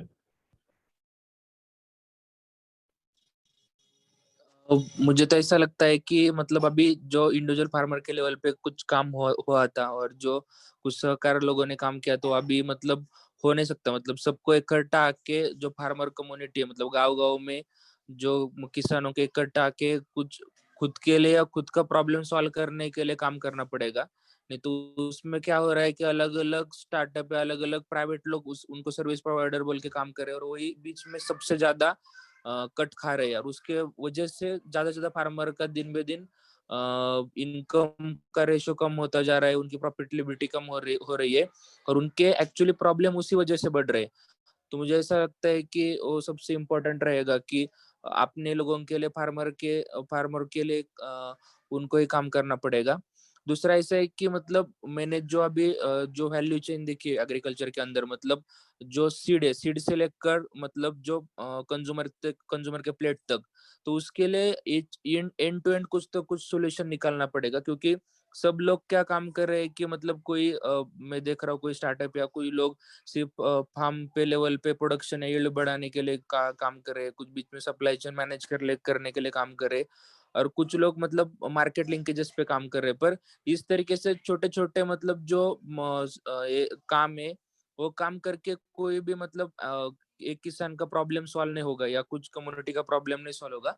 उसके लिए पूरा end to end value chain है उसको सुधारना पड़ेगा, उसके लिए टेक्नोलॉजी लानी पड़ेगी वो, और सबको इतना स्टैंडर्ड और स्ट्रीमलाइन करना पड़ेगा और फिर उसके बाद ही मतलब उस फार्मर का कम्युनिटी का कुछ ना कुछ मतलब अच्छा होगा, ऐसा मुझे लगता है। दूसरा कि एग्रीकल्चर इंडस्ट्री में काफी मतलब मैं तो अभी इंजीनियर हूँ, मेरा तो अभी मतलब इतना 24 ईयर्स मेरा अभी एज है, तो मैंने मतलब 19 साल में मुझे वो इतना रियलाइज हुआ था जब मैंने पूरा फार्मर कम्युनिटी को इकट्ठा किया था। तो मुझे इतना ज्यादा अपॉर्चुनिटी दिख रहा है इस फील्ड के अंदर कि मतलब जो अभी मतलब मैं मुझे तो इतने एक्सपीरियंस है अभी 3 साल के अंदर, मेरे कम से कम 80 लोग मुझे छोड़ के गए, और फार्मर के खुद खुद फार्मर के लोग ही है मेरे पास, मतलब बच्चे है, और वही उनको एक मतलब फार्मिंग नहीं करनी है या उनको ही डायरेक्टली एग्रीकल्चर में काम नहीं करना है, उसके लिए मैंने काफी मतलब लोगों को मिला हूँ, काफी मतलब काउंसलिंग भी लोगों के किए, पर उनको मतलब मेरे गांव के मेरे आसपास गांव के इतने सारे बच्चे हैं कि वो पुणे में आके ऑफिस बॉय का काम कर रहे हैं 10-12 हजार पे, पर वो डायरेक्टली फार्मिंग करके उनको 25-30 हजार भी मतलब प्रॉफिट मिल रहा है, तभी वो नहीं कर रहे क्योंकि वो उनको गिल्टी फील होती है, उनका स्टेटस खराब होता है। मुझे मतलब इस तरह से मुझे लोगों ने बोला था, मतलब एक मेरे पास था बंदा तो मतलब अकाउंटेंट था, उसने तो ऐसा मुझे रिव्यू दिया था कि मतलब मेरा तो मतलब अल्कोहल का बिजनेस है मतलब नगर के अंदर, मुझे वो करने में कोई मतलब शर्म नहीं है, पर मैं जब अभी वीकली मार्केट में आप बोल रहे हैं मुझे सब्जी बेचो, तो उसमें मेरा स्टेटस खराब होता है, और मुझे लोगों ने देखा कि यार आप तुम तो यार सब्जी बेच रहे हो इतना पढ़ लिख के, तो तुम क्या कर रहे हो। तो इस तरीके से जो माइंड सेट हो चेंज करना पड़ेगा पूरे यूथ जनरेशन को, और उसको पॉजिटिव एनर्जी से देखना पड़ेगा कि नहीं एक बिजनेस अपॉर्चुनिटी है, और दूसरे है कि ये मतलब कोई ऐसा नहीं कि दूसरा कोई तो आएगा फिर हमारा प्रॉब्लम सॉल्व करेगा, खुद फार्मर को ही मतलब एजुकेटेड होके टेक्नोलॉजी अडॉप्शन करके खुद मतलब अपना उद्धार करना पड़ेगा, नहीं तो फिर डिफिकल्ट है। तो मेरा ये 2-3 था कि ये मतलब यूथ जनरेशन को काफी मतलब उससे हेल्प हो सकता है। थैंक यू सो मच मयूर, जरूर माइंडसेट चेंज की जरूरत है। और इसी के साथ मैं सभी का शुक्रिया अदा करना चाहूँगा, हमारे पैनलिस्ट गणेश, सेल्वा जी, मंजूश्री जी, मयूर और नवनीत जी, और सारे ऑडियंस मेंबर्स का जिन्होंने इस सेशन को अटेंड किया, इस पैनल डिस्कशन को अटेंड किया, सवाल पूछे, इंटरेक्ट किया ऑडियंस मेंबर्स ने हमारे साथ। और एट द एंड TYS की टीम को जिन्होंने इस सेशन को ऑर्गेनाइज करने में हेल्प की, specially big ups to you Ishani for such amazing translation services that you provided in the chat. Thank you so much for giving your precious time on a Sunday to us. I learned a lot about agriculture and Agritech. I hope all of you did as well. Some amazing insights, inspiration, and motivation from the panel. Take care. Have a great Sunday. And yeah, with this, we'll end this session. Thank you so much. Thank you. Namaskar. Thank you again. Take care. Bye-bye. Bye. Thank you, take care.